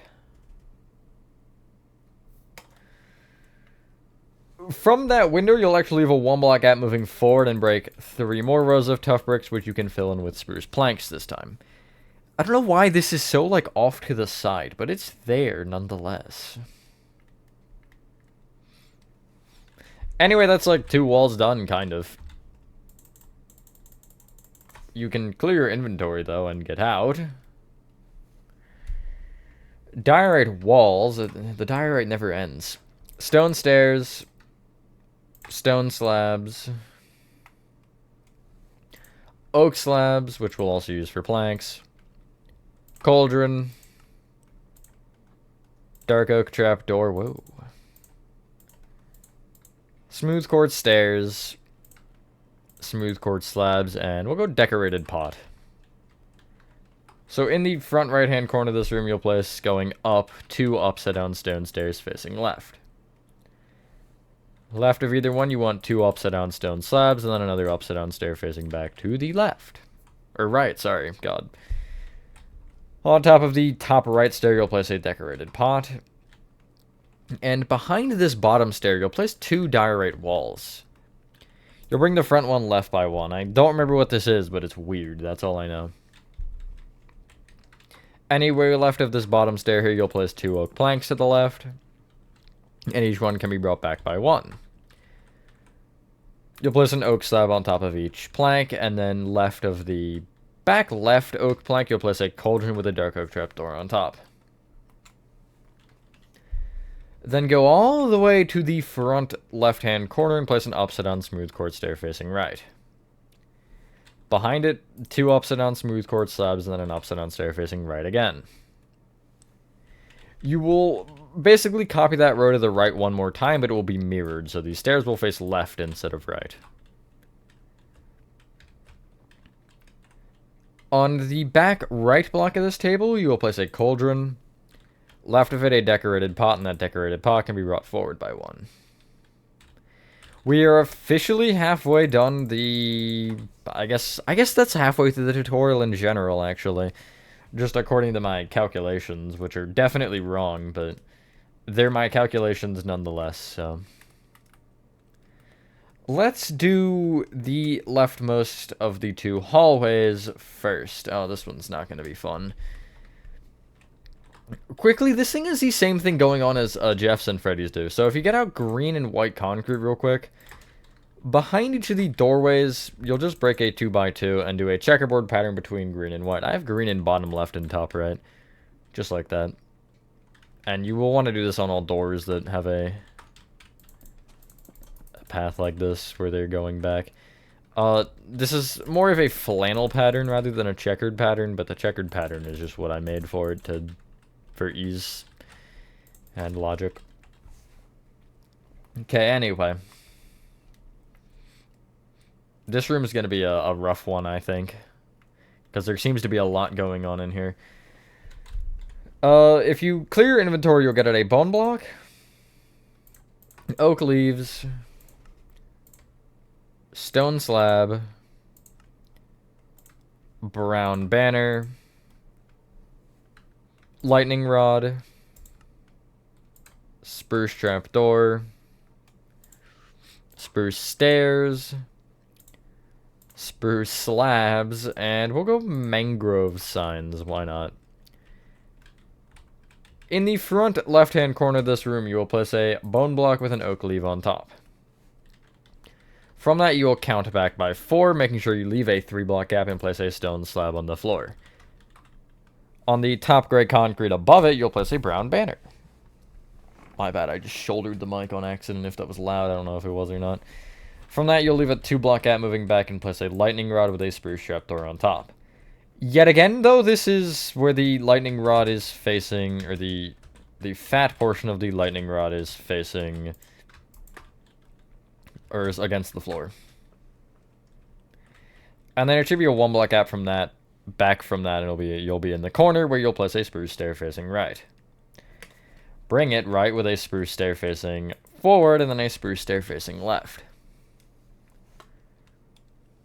You'll then bring that on top of itself 3 more times. And place spruce slabs on top. Right of the bottom half of this, you'll leave a 1-block gap and place an upside down spruce stair facing right. Right of it, upside down stair facing left. Then upside down stair facing right, and then another upside down stair facing left. Place a spruce plank on top of each, in which you will have a mangrove sign sitting off of the front of each plank. What is, I guess, nice about this room is I don't believe we need any of these materials again, so you can clear your inventory successfully. And get out end rods, bamboo slabs, dark oak slabs, dark oak doors, dark oak trapdoors, mangrove planks, nether brick slabs, stripped birch wood, and we can go with barrels, actually. And yet again, I don't think we'll need any of this in a weird spot. Yeah, this room has been kind, actually, for that. On top of the thing we just made, you'll place an end rod on the far left block with a bamboo slab on top. I didn't make the phone book, which is on here. I believe it would be, like, about here, in case anybody wants to make it. Anyway, from this, you will count or leave a 1-block gap moving right and break into the floor 2 spruce planks. Fill them in with dark oak planks, and then you also want to break up the wall above both of those with by 3, and fill that in with dark oak planks. Like so.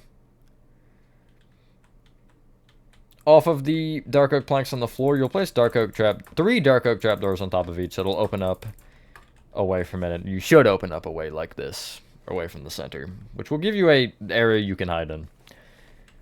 Off of the front of this, you can place a couple of dark oak doors.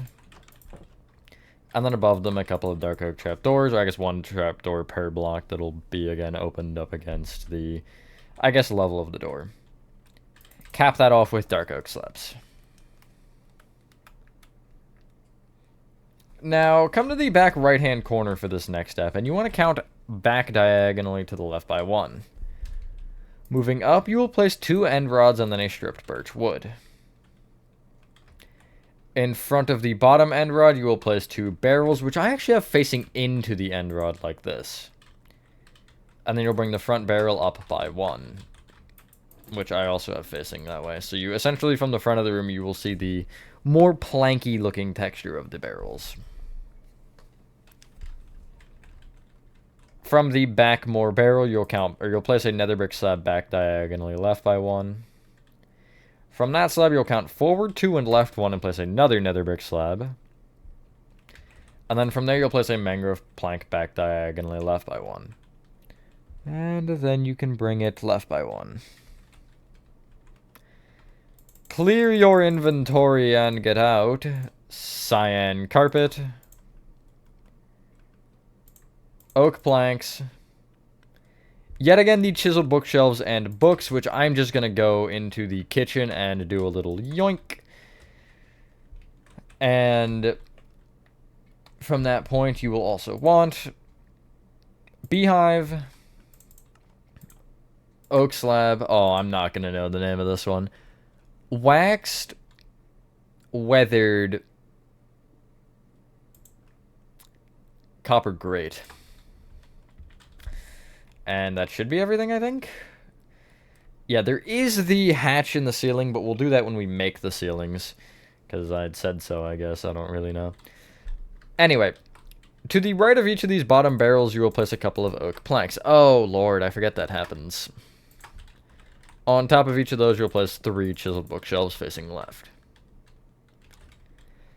Oh, you also want a lever, actually, because on the second block in front of the doorway, again, at eye level, you'll place a lever.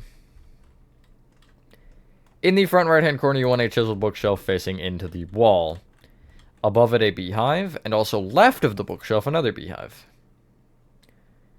Going across the front from this beehive, you'll place an oak slab, your copper grate, 1 block gap, oak slab, 2 block gap, beehive, 1 block gap, beehive.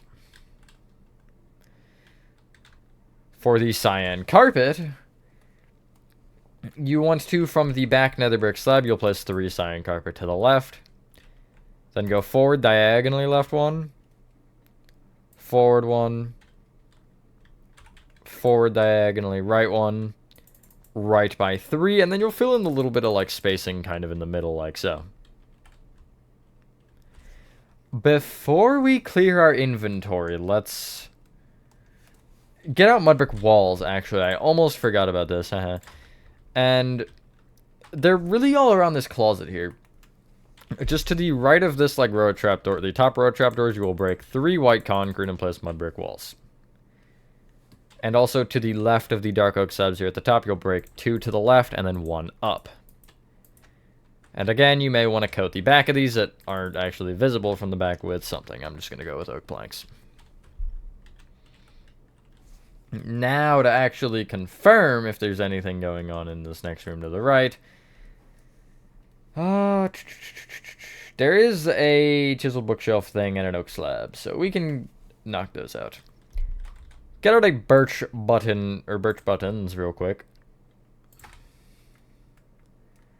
And in the back right-hand corner of this hallway, you'll place 2 oak planks moving forward. Place 3 chiseled bookshelves on top of either, and then you want birch buttons off of the original oak planks. Again, make sure they are filled with books if you didn't just do what I did. Leave a 1 block gap moving forward from that and place 3 oak planks moving forward with another row on top. On the bottom 2 corner oak planks, you'll place a birch button. On the top middle, you will also place a birch button. The light switch lever in this room is on the door, or at the door on the left, just behind it a block. Now, for that oak slab, if you are just to the left of the parents' bedroom door, which is the rightmost one, you will count left an additional 3, and then forward by 1 to this spruce plank and place an oak slab. In front of that oak slab, you want to place 4 cyan carpet. This carpet can be brought right with 2 rows, and also left with 7.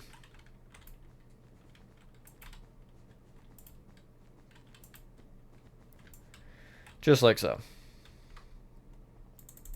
You should now be able to clear your inventory fairly reasonably, and hold on, I missed something, didn't I? Oh my, get out packed ice. In the first room we made, which is the living room marked, in front of the door here you will break, or I guess a block away from the door, you'll break a 2x3 in line with kind of the more upper half of the doorway and fill it with packed ice.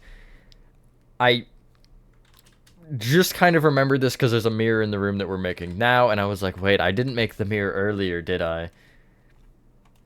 I'm glad I have the memory for that. But anyway, in addition to that packed ice, you can now get out spruce trap doors, end rods, stripped birch wood, bamboo slabs, bone block. I always want to think that bone block is in nature. It makes sense that it would be in nature, but it's not.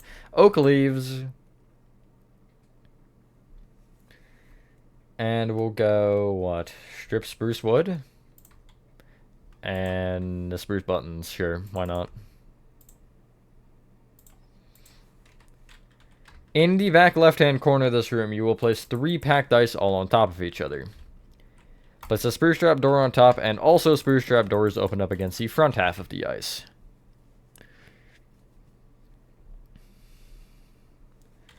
From this, you will place 2 end rods on top of each other, kind of in front of it as close as you can get, with a stripped birch wood on top. Also, that oak plank dresser thing here on the right wall, you'll place an end rod on top with a bamboo slab on top.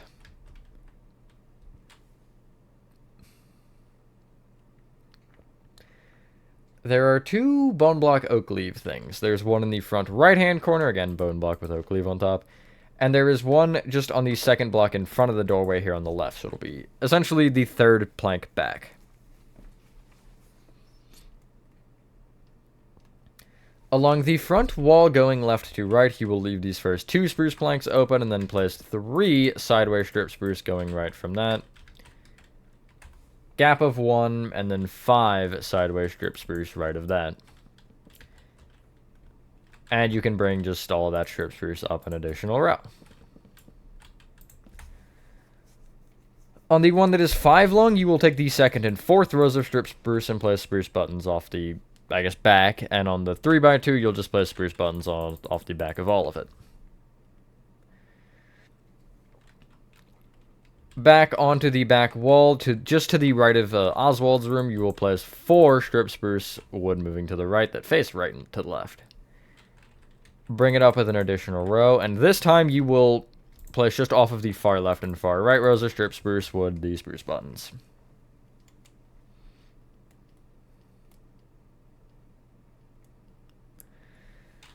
Clear your inventory and get out blue wool, blue carpet,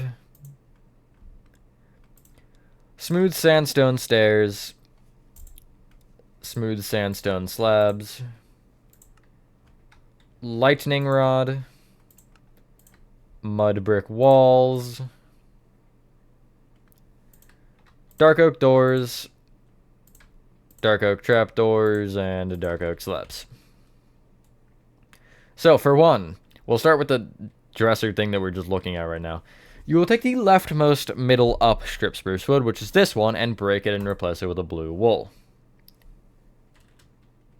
You will then, on top, or I guess up a block and to the right one, you'll place a smooth sandstone stair facing left. On top of that stair, a smooth sandstone slab. Bring that slab left by 1, and then bring that smooth sandstone slab down with a lightning rod. That way the fat end will already be up against the blue wool. I guess to the left of the lightning rod you'll place a blue carpet. Technically to the left of it, that's why I said I guess. But it is there. Anyway, you will break behind the leftmost smooth sandstone slab on the sewing machine, which is what we just made, and 1 white concrete to the left, and replace them both with mud brick walls. 1 block away from this dresser moving to the right, you want the same closet that you made before. So break 2 spruce planks in the floor and replace them with dark oak planks. And then you will break 3 up the wall, preferably not doing that. And fill this with dark oak planks. Place 3 dark oak trapdoors on top of either of those base dark oak planks that are going to open away, and you should open away from the middle like so. Dark oak doors off the front. Trapdoors on top of the doors that are also opened up against the open space, and then dark oak slabs on top.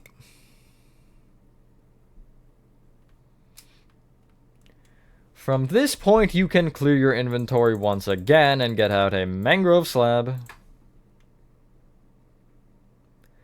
item frame, flower pot, fern, sea pickle, and conduit. And what you want to do is, first off, this oak slab here just to the right of the closet, you will count from it right by 2 and back by 1 and place a mangrove slab. On the left wall, really quick, just in front of the spruce trapdoor, you want an item frame. Going along the front here on top of these, you will go left to right and place item frame, flower pot with a fern in it, item frame, then you will end up skipping that block. Singular sea pickle, item frame, flower pot with a fern in it, and then a conduit. As mentioned, if you don't like the conduits emitting light, you can replace most of them really with either sea turtle egg or skeleton skull or heavy core or something of the like. There is also a singular painting in this room, and it is just behind the little lamp here on the right wall. Just here, there's a 1-block painting,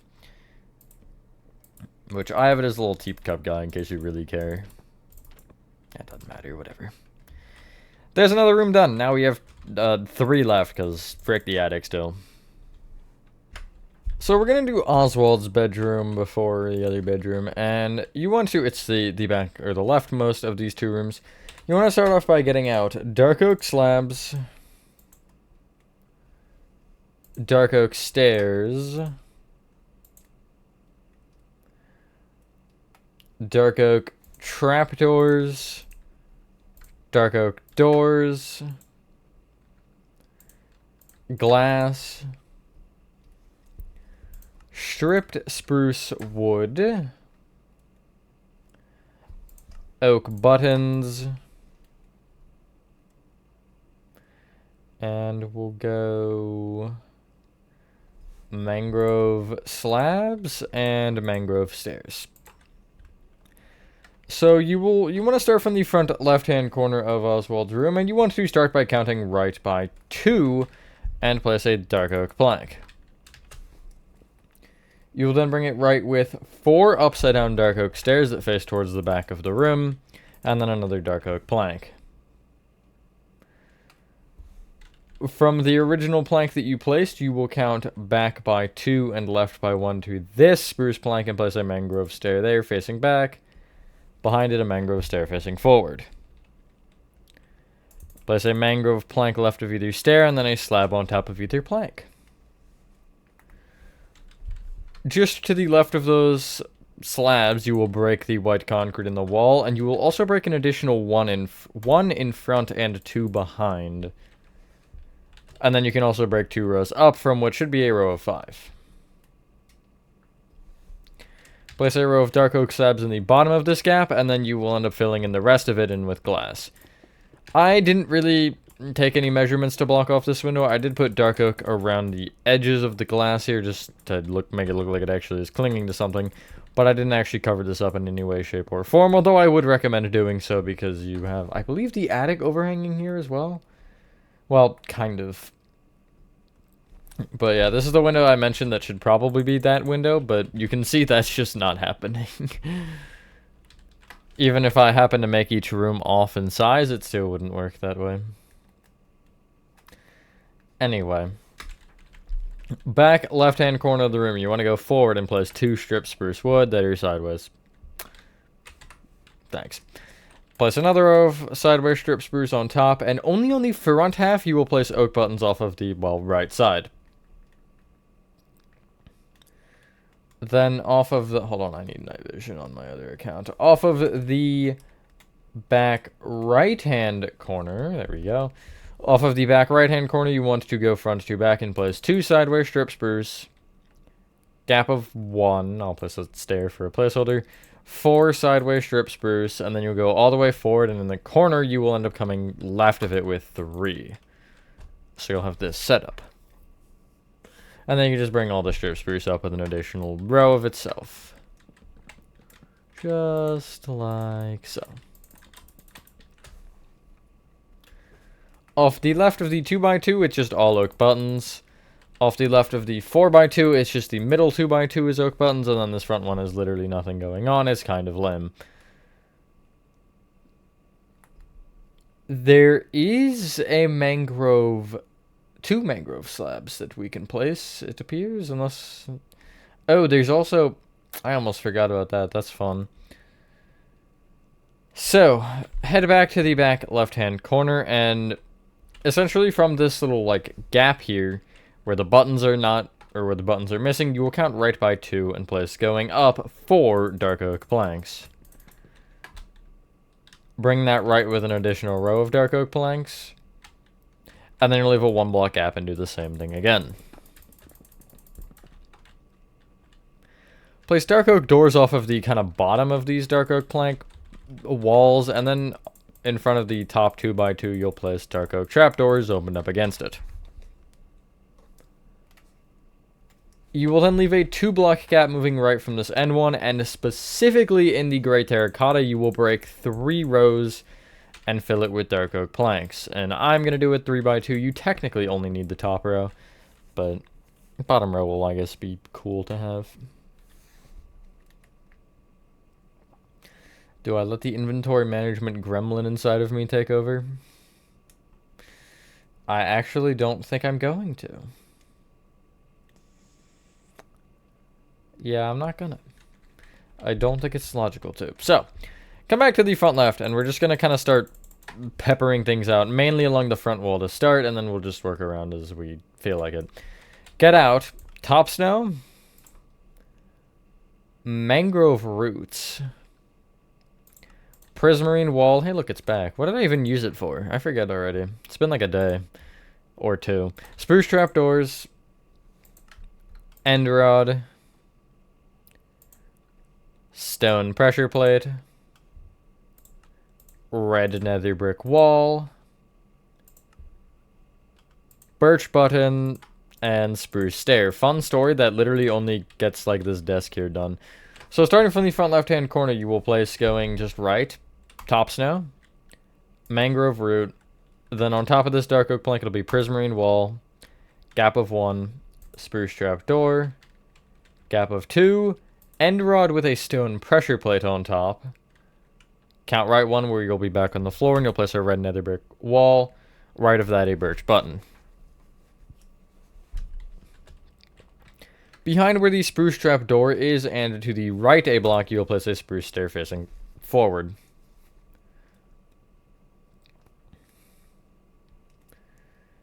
That's pretty much like that done. Let's actually just like finish off the front wall though, and just work around the room in like a... I'll get there. Hold on. Counterclockwise. There we go. Once you've cleared your inventory, you want to get out oak slabs, brown candle, stone pressure plate again, little rascal, a cyan banner, a singular white die and a singular brown die. A loom. Where are looms? There they are. A lever. And we'll go with a crimson slab. Maybe? Yeah, we will. Whatever. Thanks for lagging, game. That's really cool. Other side of the door. Actually, just come to the little dresser here in the front, right? You'll count back diagonally left one from it and place an oak slab. On top of this furthest left strip spruce, you'll place a brown candle. Right of it, a stone pressure plate. And then, before we actually can place our cyan banner, you want to smack a loom on the floor, preferably anywhere that isn't in the way, which I guess this actually will end up being in the way.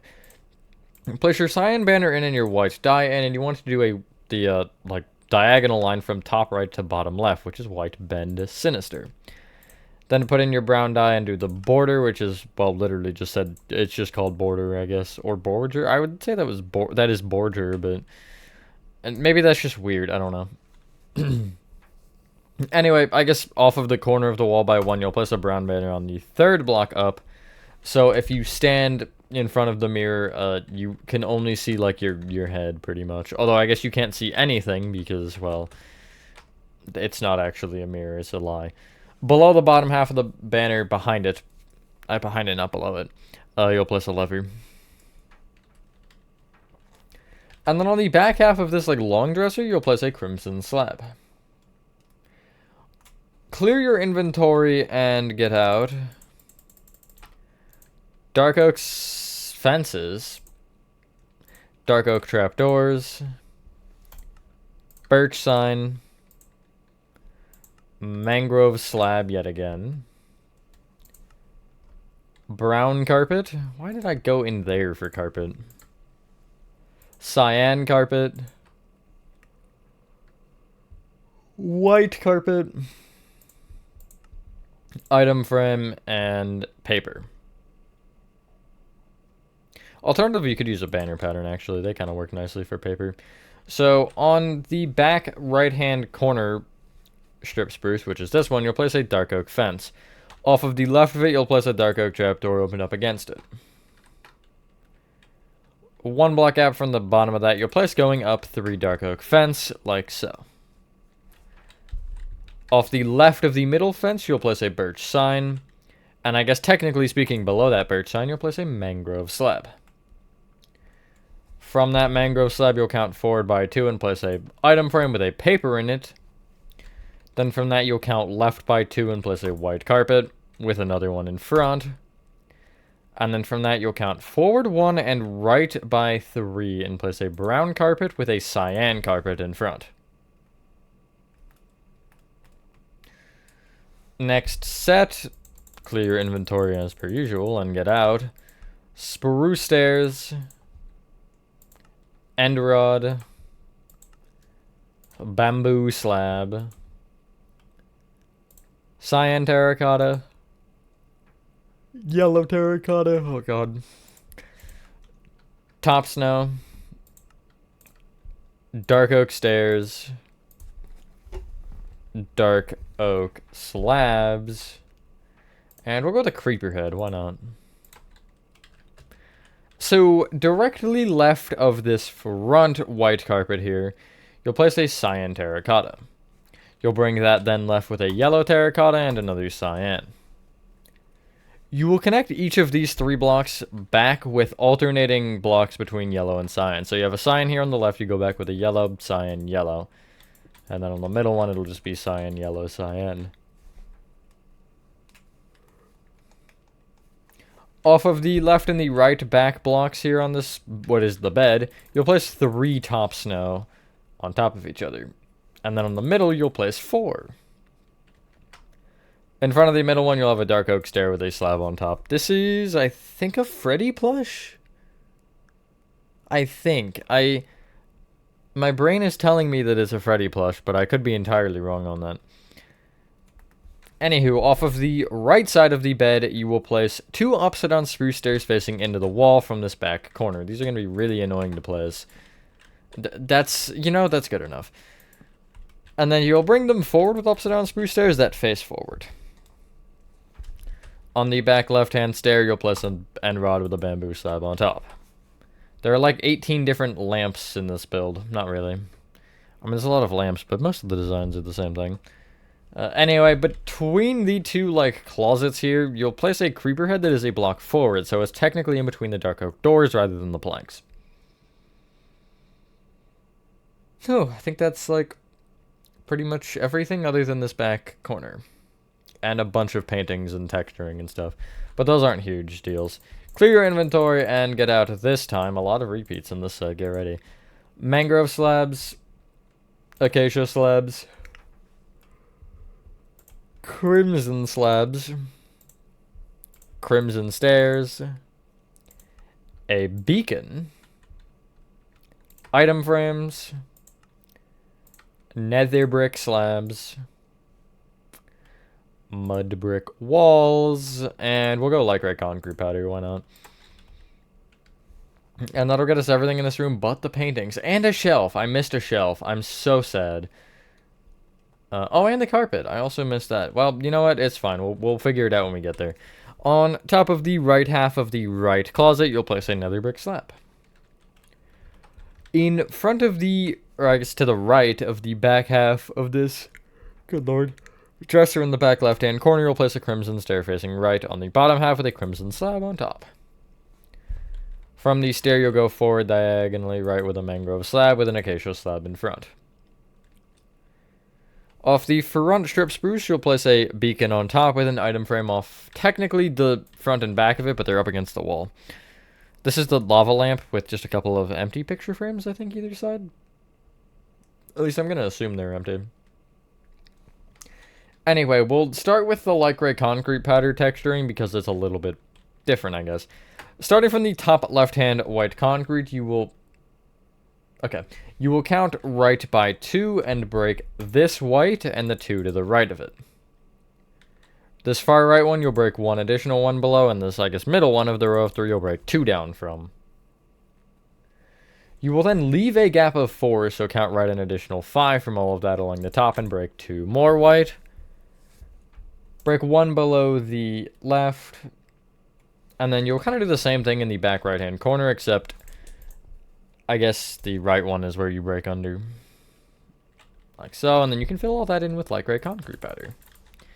I started because I was like, wait, is there mud brick walls under one of these? But no, there's not. I mean, there's I guess they're technically speaking underneath, but not directly. Let's start with the right side of the mud brick walls, because there's really 2 of them. You will take this leftmost light gray concrete powder here on the top and count down diagonally left by 1 from it. Break this white and the one to the left, and then also break 1 under each.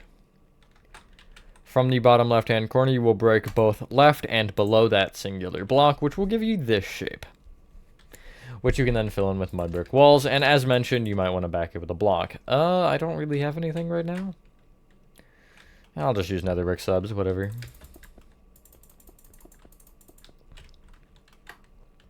From the other side, you will take this lowest light gray concrete powder here on the left, and you will break 2 white concrete to the left. Then break 1 up from that leftmost one, and you'll fill that in with mud brick walls, and again, back it with something preferably. From this point, we need like 3 materials. So clear your inventory and get out cyan carpet, spruce slabs, and paintings. So where the creeper head is here on the floor, you will place a cyan carpet in front. You will bring this carpet left by 2 and also right by 1. And then you'll bring that row of 4 forward with 3 additional rows, so you'll have a 4x4 square. You'll take the middle 2 rows and extend them off the left and right by an additional 1, just so you have a rectangle now without the corners. Which is, what, a 6x4? Something like that. Heading to the right side, underneath the light gray concrete powder that is up against the right wall, you will be on this white concrete where you'll place 3 upside down spruce slabs moving out from the wall like that. Just below it, you'll place 2 upside down spruce slabs coming out from the wall like so. Paintings! There's a decent amount, but not too many. This crimson slab here on the right wall, in front of it you'll have a 2x2 painting. I have it as the blue skull in case anybody cares. On the back wall, just left of this first dark oak or this top dark oak fence, excuse me, you'll have two 1x1s next to it, like so. I'm not actually going to be specific, although it's probably best you have different ones. And then below that, you'll have another 1x1 below the left half, which unfortunately, never mind, you can just do that. There we go. From the top left-hand painting of that, you'll count up 1 and left by 2, and you'll have a 1x1 painting right there. You'll have another one to the left of it, and you'll have a 1x2 above it. Or 2x1, sorry, that are above both of them. And then I guess kind of to the left of this, or I guess up diagonally left from this dark oak plank here on the far left of the bed, you'll have another 1x2 this time, for real. I'm not lying there. And there's one bedroom done. What was that? Okay, 18 minutes is kind of crazy for one room, actually. Other bedroom, which is the parental's room. You want to start by getting out iron bars, warped fence, mangrove fence, stripped spruce wood, oak buttons, bone block. I always go in nature for this. Oak leaves, end rods, and we'll go strip birch wood. That'll kind of get us like a decent amount. Starting from the front left-hand corner of this room, you want to place going up 3 iron bars. Right of this top one, you will place 3 additional iron bars, and then you'll bring that end one down by 2. In the, like, just below the top row of iron bars, you'll place a warp fence and mangrove fence just underneath the iron bars. I have it, if you're looking at it, it's warped on the left, mangrove on the right, but from the front, it would be mangrove on the left. Just on the other side of the door, you will count to the 3rd spruce plank over and place going right from this one 5 strip spruce facing right. Like so. Place an additional row on top. And then you will just right of this, I guess the bottom row, you'll place a bone block with an oak leaf on top. Then in the center on the right wall, you'll have 4 strip spruce wood that are facing front to back. So you'll be 3 off either wall, and again, there'll be 4 in the middle. And then you'll bring that also up with an additional row. Oswald is really short in this house. On this 4-block one on the right side here, you'll have a set of oak buttons on the top middle blocks, and then on the bottom 2 corners, you'll also have oak buttons. Off the one on the front, you'll have oak buttons just every other block on both rows. Like so.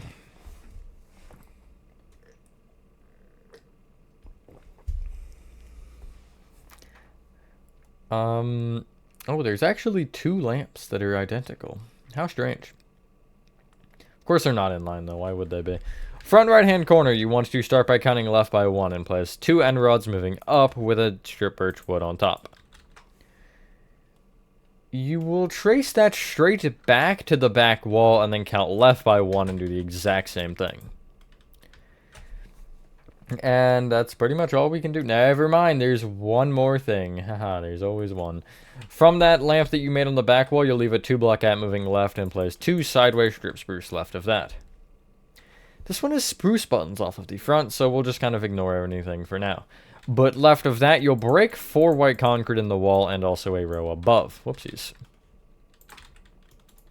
It's fine, I don't really need the oak buttons anyway. And place upward facing strip spruce in that little 4x2. Now, oh look, one more dresser. Back left-hand corner. This one also has spruce buttons though. Back left-hand corner, you will count right by 1 and place going right 3 sideways strip spruce. Bring it up with an additional row, and then that's like all of the cabinets, I think. Unless that's, nope, that's a different table. Clear your inventory and get out. Spruce stairs. Spruce buttons.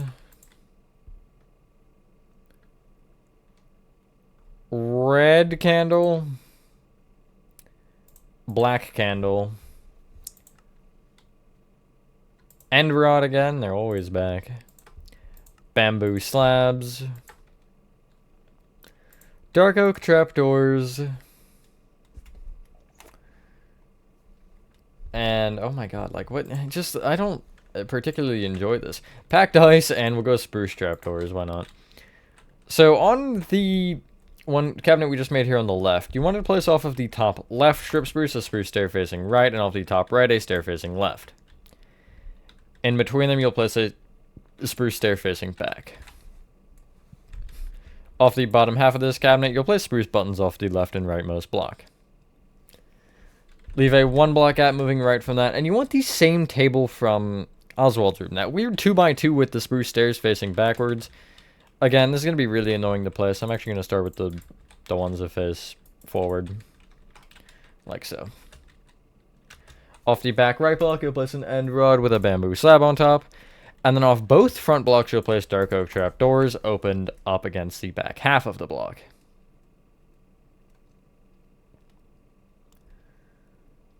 On top of the, or I guess on this little like set of 2 strip spruce here on the right, you'll place spruce buttons off the front.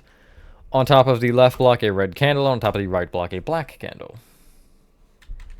In the back right-hand corner, you'll place 3 packed ice moving up and cover it in spruce trapdoors, except for the left side.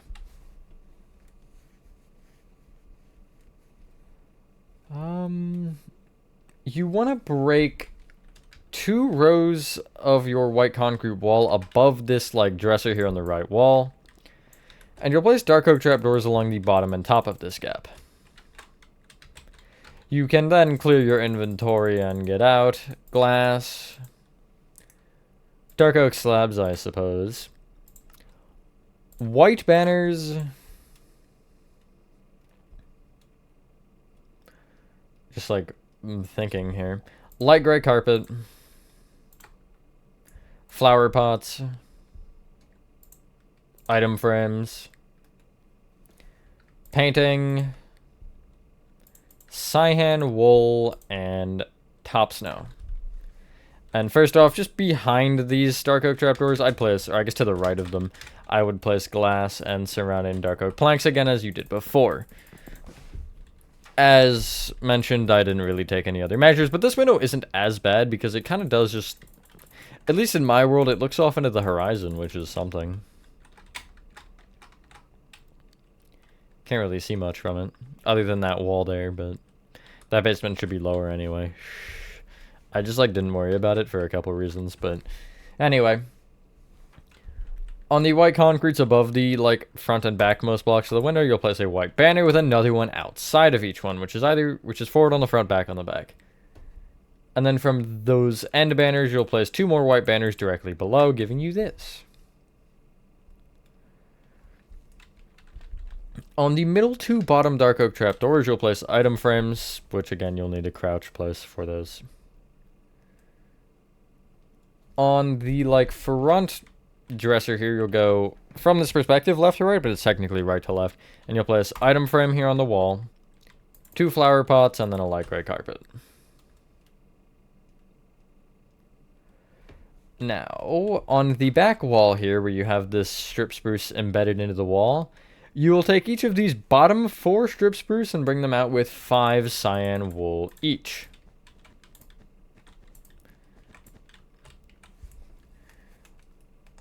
Same thing as before, except on the left and rightmost cyan wool, it's 2 top snow, and on the middle 2, it's 3 top snow. So that's, I believe, 1 less than it was in Oswald's room.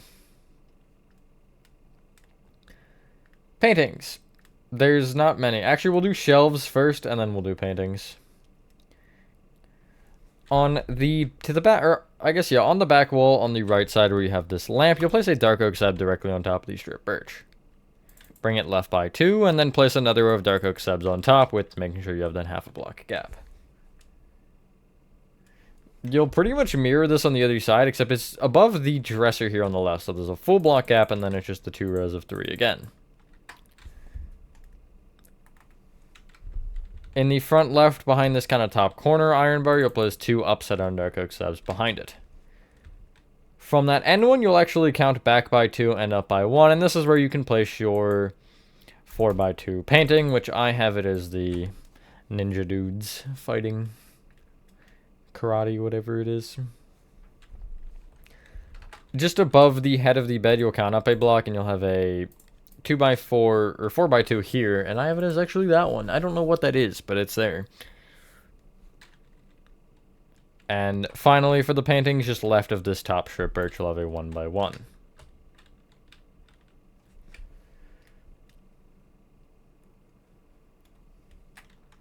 Clear your inventory and get out.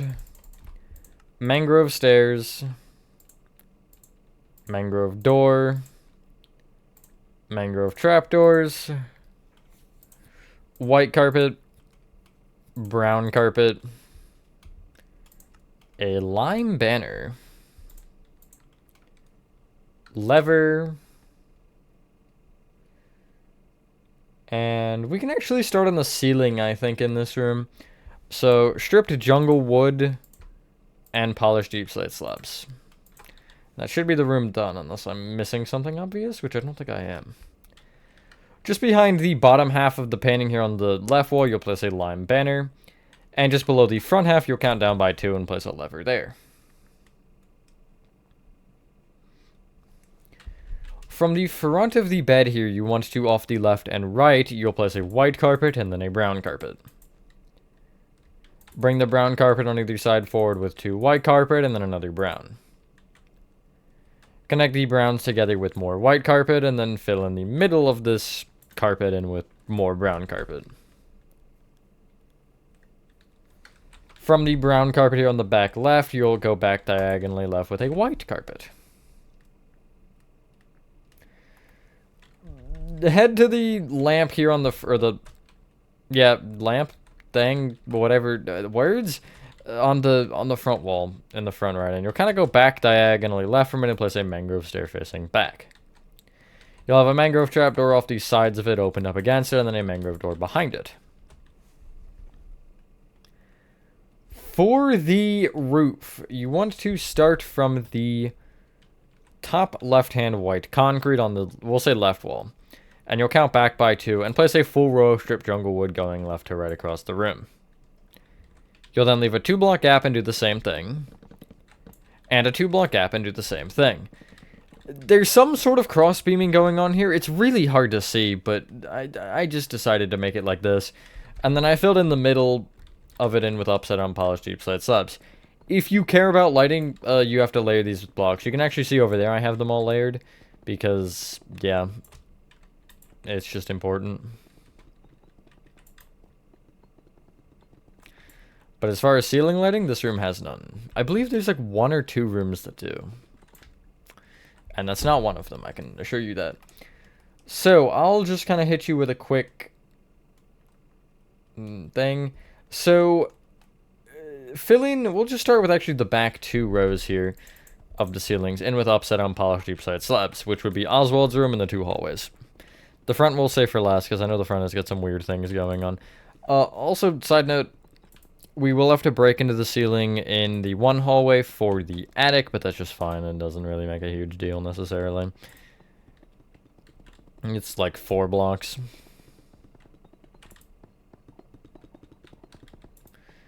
But anyway.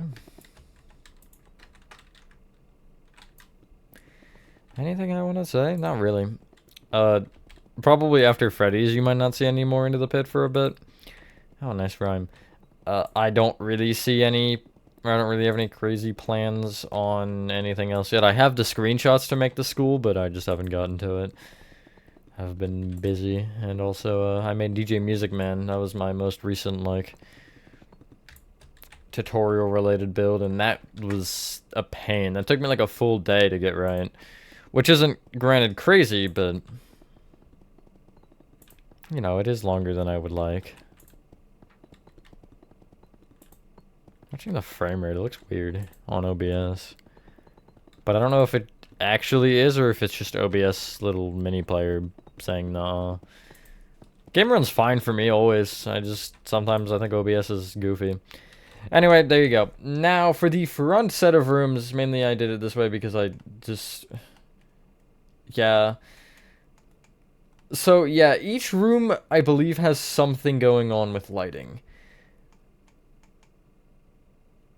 So what I'm going to tell you to do is fill in the rightmost two rooms with the upside-down polished deep-side slabs, that being the kitchen and the basement.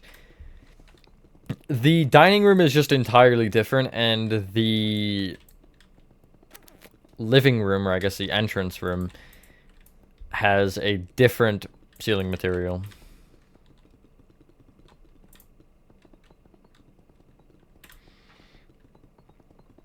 And we can just kind of use the doors, I guess, to travel about. I should have done the doors first, probably, but oh well. I, like, completely forgot the doors existed, to be honest with you. Although I'll try to maybe do the doors in a way to where we end up in the attic room. Although we'll have to go into each room anyway. Because we won't add door handles. Which I don't actually have them on the inside of the bedrooms, apparently.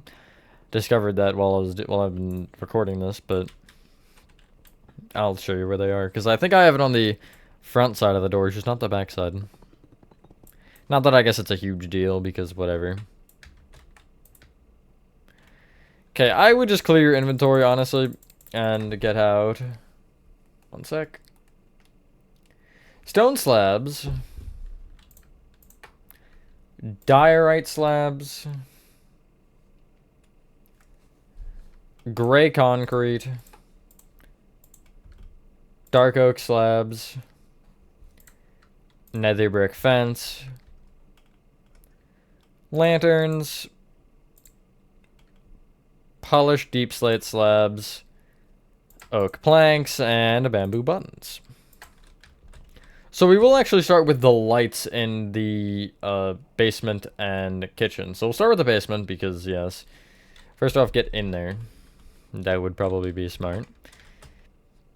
And so this light is in line with the gap just to the left of this kind of tall shelving unit here.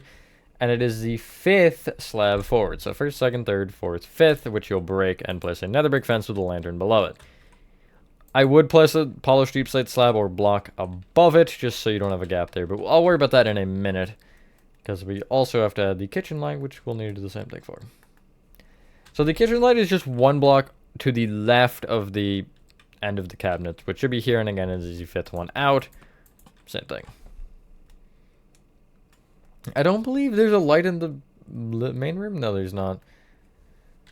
So again, I would come back up here and just find these little gaps where you'll place a slab. Or block if you care about lighting. We'll start with the living room, which is again the far left room. You'll just fill the ceiling in with upside down stone slabs, still in line with the tops of the walls. I always do tops of the, well, no, I don't actually, that's a lie. I usually do a block up. Just because I don't actually have a reason particularly, just kind of like OCD, not OCD necessarily, but I don't know. Just how I roll, I guess. Now, for the dining room, I saved this one for last on purpose. Off of all sides but the back, you want to place 2 rows of upside-down diorite slabs coming off the walls. Just leave the back open for now.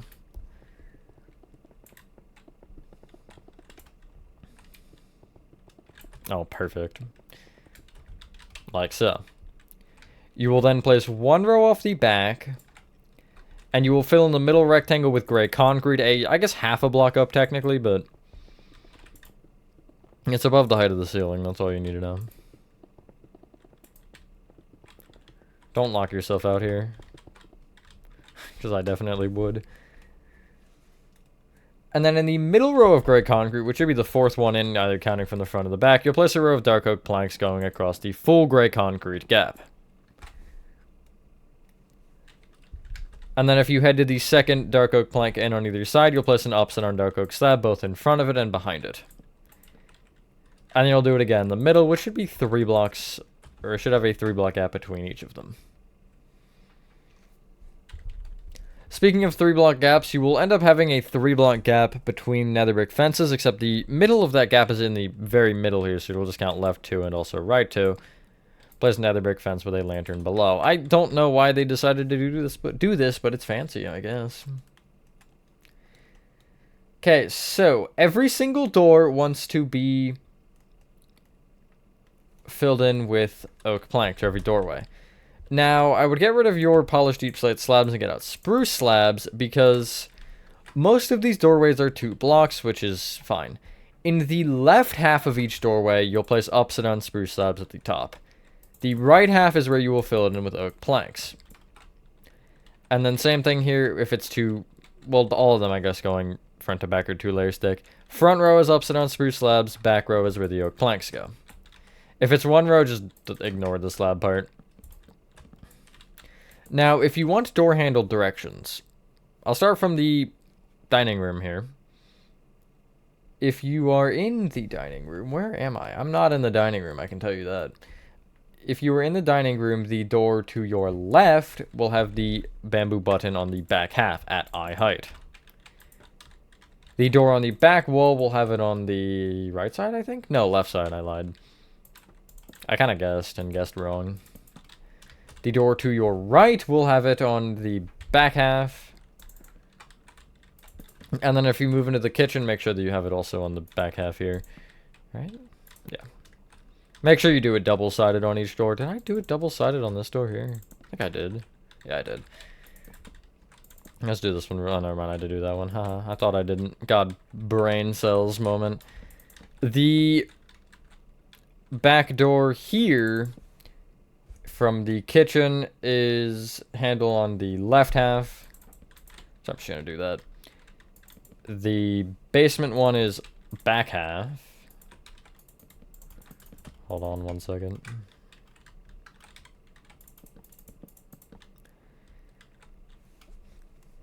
The bedrooms are both left half. So they actually all like left or back. I think they all are, yes. Good to know. Yeah, so just either left or back. Apparently. I didn't actually pick up on that. But anyway, I'd recommend doing this in a way to where you end up in the back left hallway, which is this one here. Let me get over there. Get rid of your lanterns and spruce slabs and get out light gray concrete and a red sandstone wall. From the back left-hand corner, you will count forward 1 and right by 2 and break going right 2 polished deep slate slabs. Break an additional row in front and then fill this 2x2 in with light gray concrete. Below the front left light gray concrete, you'll place 3 nether brick fences and then a red sandstone wall. Attic time! Come up above your ceiling and we can start here once you have cleared your inventory. So, what you want to do now is get out spruce planks, jungle slabs, stripped dark oak wood, white concrete, smooth quartz slabs, smooth quartz blocks, dark oak stairs, yellow stained glass, and we'll go... What will we go? That's a really good question. I guess dark oak wood, the non-stripped version. So, first off, on top of this 2x2 of light gray concrete, you will place spruce planks and then jungle slabs on top of that. The spruce planks you can bring back by 3 rows and right by 2. And then on top of the edge spruce planks here on the right and back, you'll place upward facing stripped dark oak wood. That's why I brought it out an additional block, just so we could do it like that. Now, I need to... Funnies. Pull up my notes. There we go. AKA the room size. So you want to take this back row of stripped dark oak and extend it to the left an additional 19, which I would include the spruce plank here on the bottom.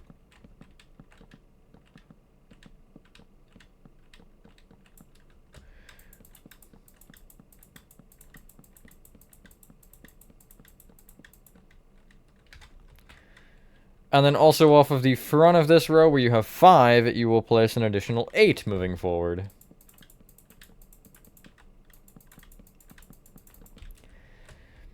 You'll connect this up with spruce to create a rectangle and also the stripped dark oak, and you'll fill in your floor with spruce planks as well. This is so painstaking to place these blocks individually. But anyway. You can see we do get kind of close to that facade there. Which is always fun.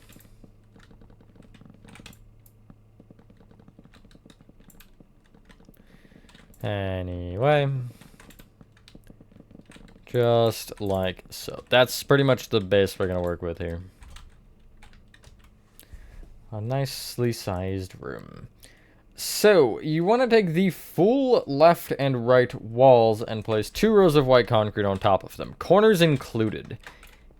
Specifically, that's important, and you'll see why in not that long from now. AKA, literally the next step after this. Because you'll then take the next block in on the front and back rows and bring it up with 3 stripped dark oak wood facing up. You can then bring each of those out by 1 and place sideways stripped dark oak wood going across the top of these white concrete rows like so. I promise we'll get somewhere logical with this in a minute.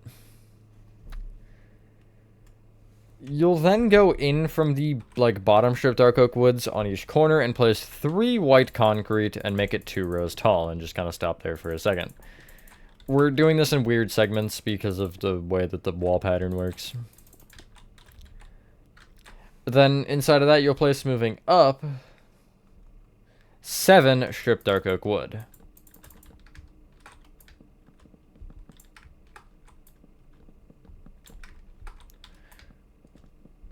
Like so. Off of the front, you can actually take this row of stripped dark oak wood that was on the sides and bring it straight across through the middle. On the back, you will do the same thing, except on the middle, you want to leave the middle 3 blocks open, so it should be, what is it, 3 in or 4 in from either side here? I think it's 4 in, yeah. So you'll have this, essentially.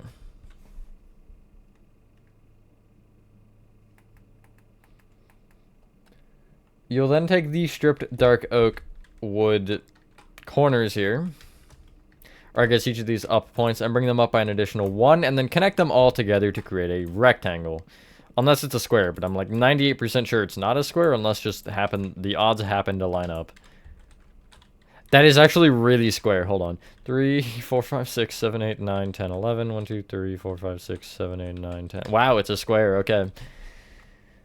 So the odds, in fact, did line up, and you should get a square. Oh, it's always a mistake.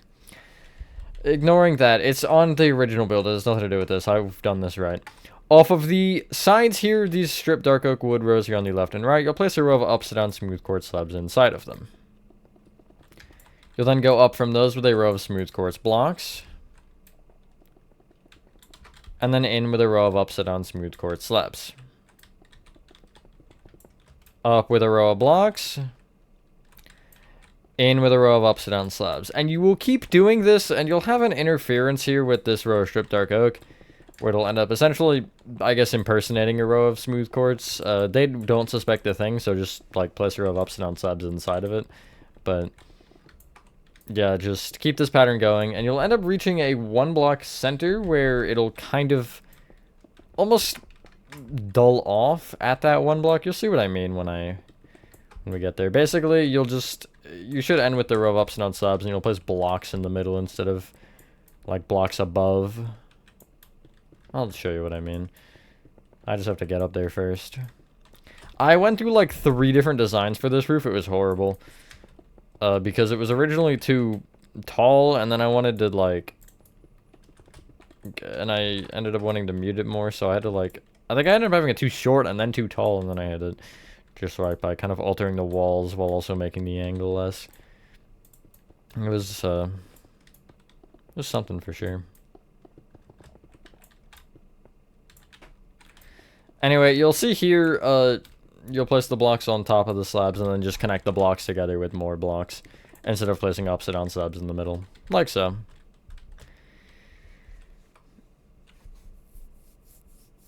Now, on the back wall here, you want to take the strip dark oak where there's the gap in the middle and place a yellow stained glass kind of going in from either side. You can just go normal glass if you so choose. Below each of those, you'll place a dark oak stair and then place another stair in between them. You'll trace down the right two most stairs to the strip dark oak and break them and replace them with just regular dark oak wood. And then you'll also, between the two yellow, going back to the yellow glass, you'll place in between the two another yellow glass forward diagonally by 1. And then bring each yellow glass up by 2. You'll then place a row of upside down dark oak stairs on top of the yellow glass, the same as how it looks below. And if you get rid of your yellow glass, and I guess your dark oak wood, you want to get out light gray concrete powder and dark oak trapdoors. And on top of the middle dark oak stair and below the top middle one, you'll place a couple of dark oak trapdoors just so you don't have any gaps. Then below each of the bottom dark oak stairs, you'll place light gray concrete powder, and from that point, you're just going to fill in the rest of your walls with white concrete. Yeah, this isn't horrible, actually, with all things considered. This attic isn't, like... It's not as bad as the bedrooms. 40 minutes between 2 rooms is wild. Well, granted, this will probably be 15 at minimum. Maybe it'll hit that 20, but... To be fair, we already had the walls in those rooms, so... It's when we were starting from basically nothing. Well, I guess that 40 actually included the ceilings, so that checks out. I think it does, actually. I'm not really sure. I just remember looking at the OBS timer and seeing it was 40 minutes, but I don't remember any further context.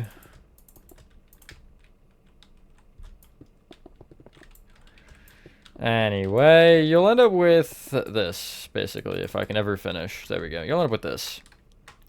A nice room. I guess you could call it nice. You can then clear your inventory and get out. This is where things get weird, I think. Yeah, hold on. I just need to process everything. Okay, I've processed everything enough. Nether brick stairs. Nether brick blocks, I guess. I mean, you could go with slabs, but there's really no point. Oak slab. Then you want 4 different trapdoors. The ones you need are spruce, acacia, dark oak, and warped. And you also want beehives and... I don't know. What else do you want, actually? That's a really good question. I'll say cauldron.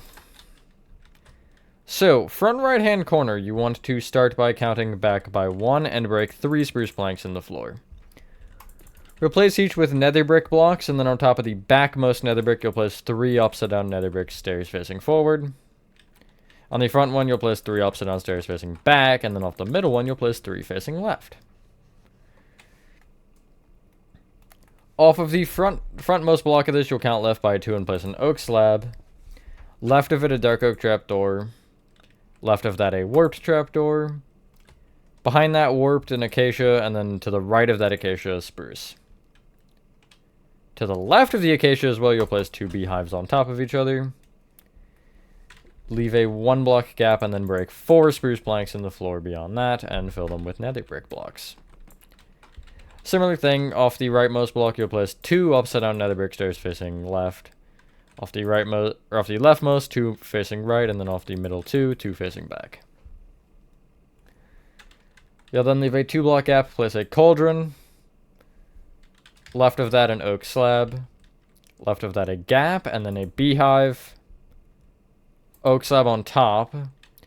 And you'll leave a gap of 1 and break 3 spruce planks in the floor and fill them with nether brick. And they should end up in the corner at the end. You'll place upside down, or you'll do the same thing basically as before with 2 upside down stairs on top of each block, like so. Oh, I'm such a nerd. That's fine. On top of the cauldron, you want to place a dark oak trapdoor. I just forgot we had that. Clear your inventory yet again and get out chiseled bookshelves. Ah, spruce trapdoors. Of course I missed that. Heavy core. A Steve head. Chests.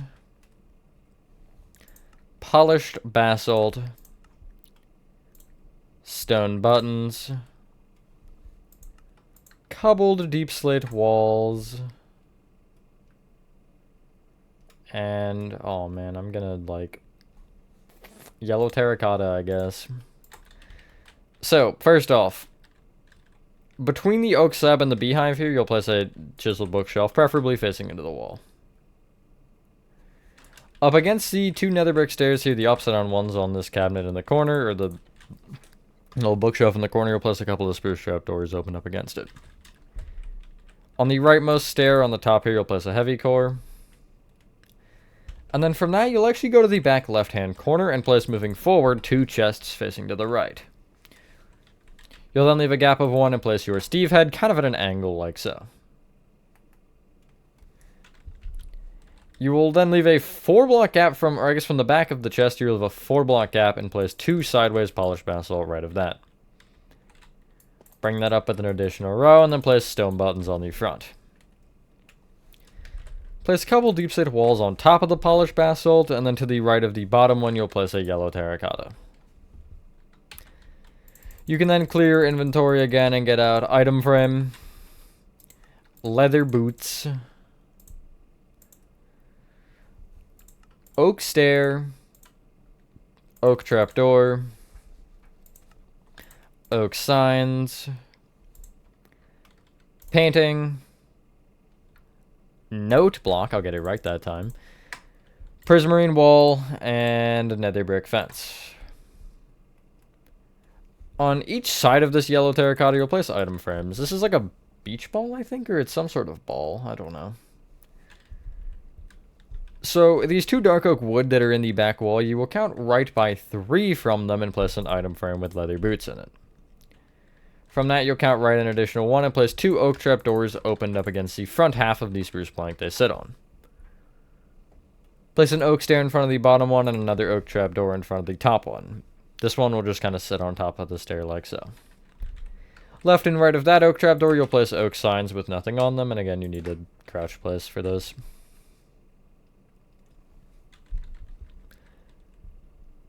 Kind of counting over from that by 2, you'll place a 2x1 painting here along the back wall, which I have it as the mountain scene. Maybe I'll just get that one 8 times in a row and not get the mountain one. You know what? That's fine. If I get that one again, I'm just sticking with it, whatever. I feel like at this point it's telling me to go for that one. From the back right-hand corner, you will then count forward by 1 and place 2 note blocks on top of each other. In front of the bottom one, a prismarine wall with a nether brick fence on top.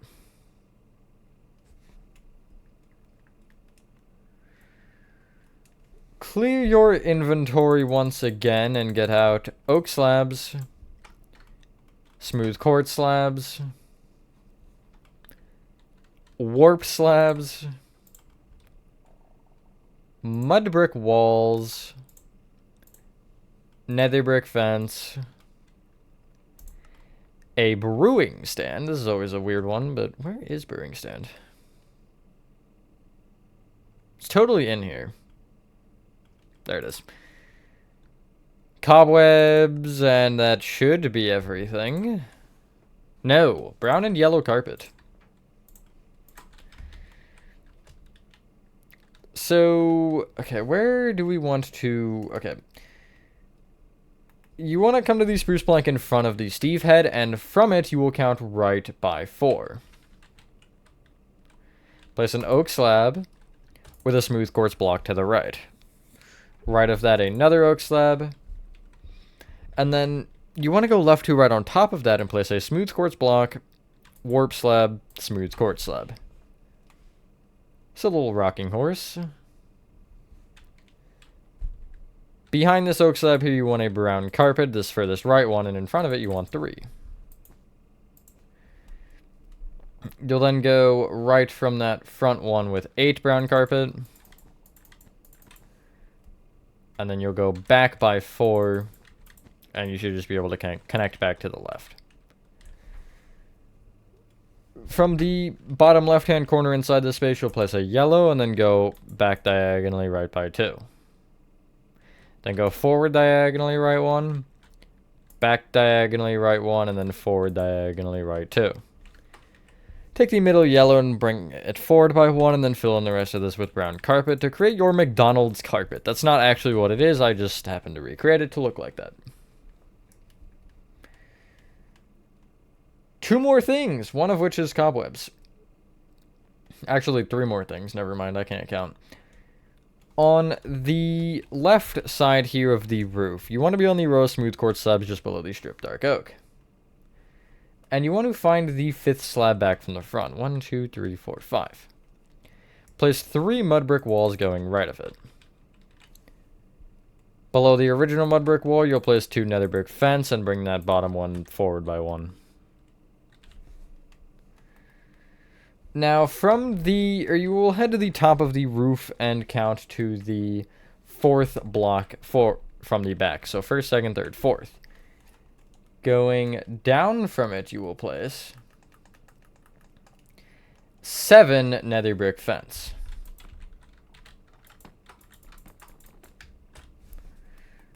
And then below that, you will place a brewing stand. And that's your just dead light. It doesn't really, I don't know if it actually might be on in the game. I don't recall. Anyway, for a couple of cobwebs here, along the bottom, you'll come to the right side, and just behind this bookshelf here on the right, you'll place a cobweb on the bottom. Between this set of 2 beehives and the bookshelf just to the side of them, you'll place a cobweb at the bottom half. And at the row of stripped dark oak here at the top here on the back, you'll come to the furthest left one you can place off of and count right by 1. Place cobweb, 1 up, 1 right, 1 up. You'll do a similar thing where you'll come to the furthest right stripped dark oak that you can place on this row, and you'll place a cobweb directly off of it. You'll then go down diagonally right by 1 and then forward by 1. And, yeah, once you have done that, ladies and gentlemen, that is Oswald's house from Five Nights at Freddy's Into the Pit complete. Oh, that was fun, I guess.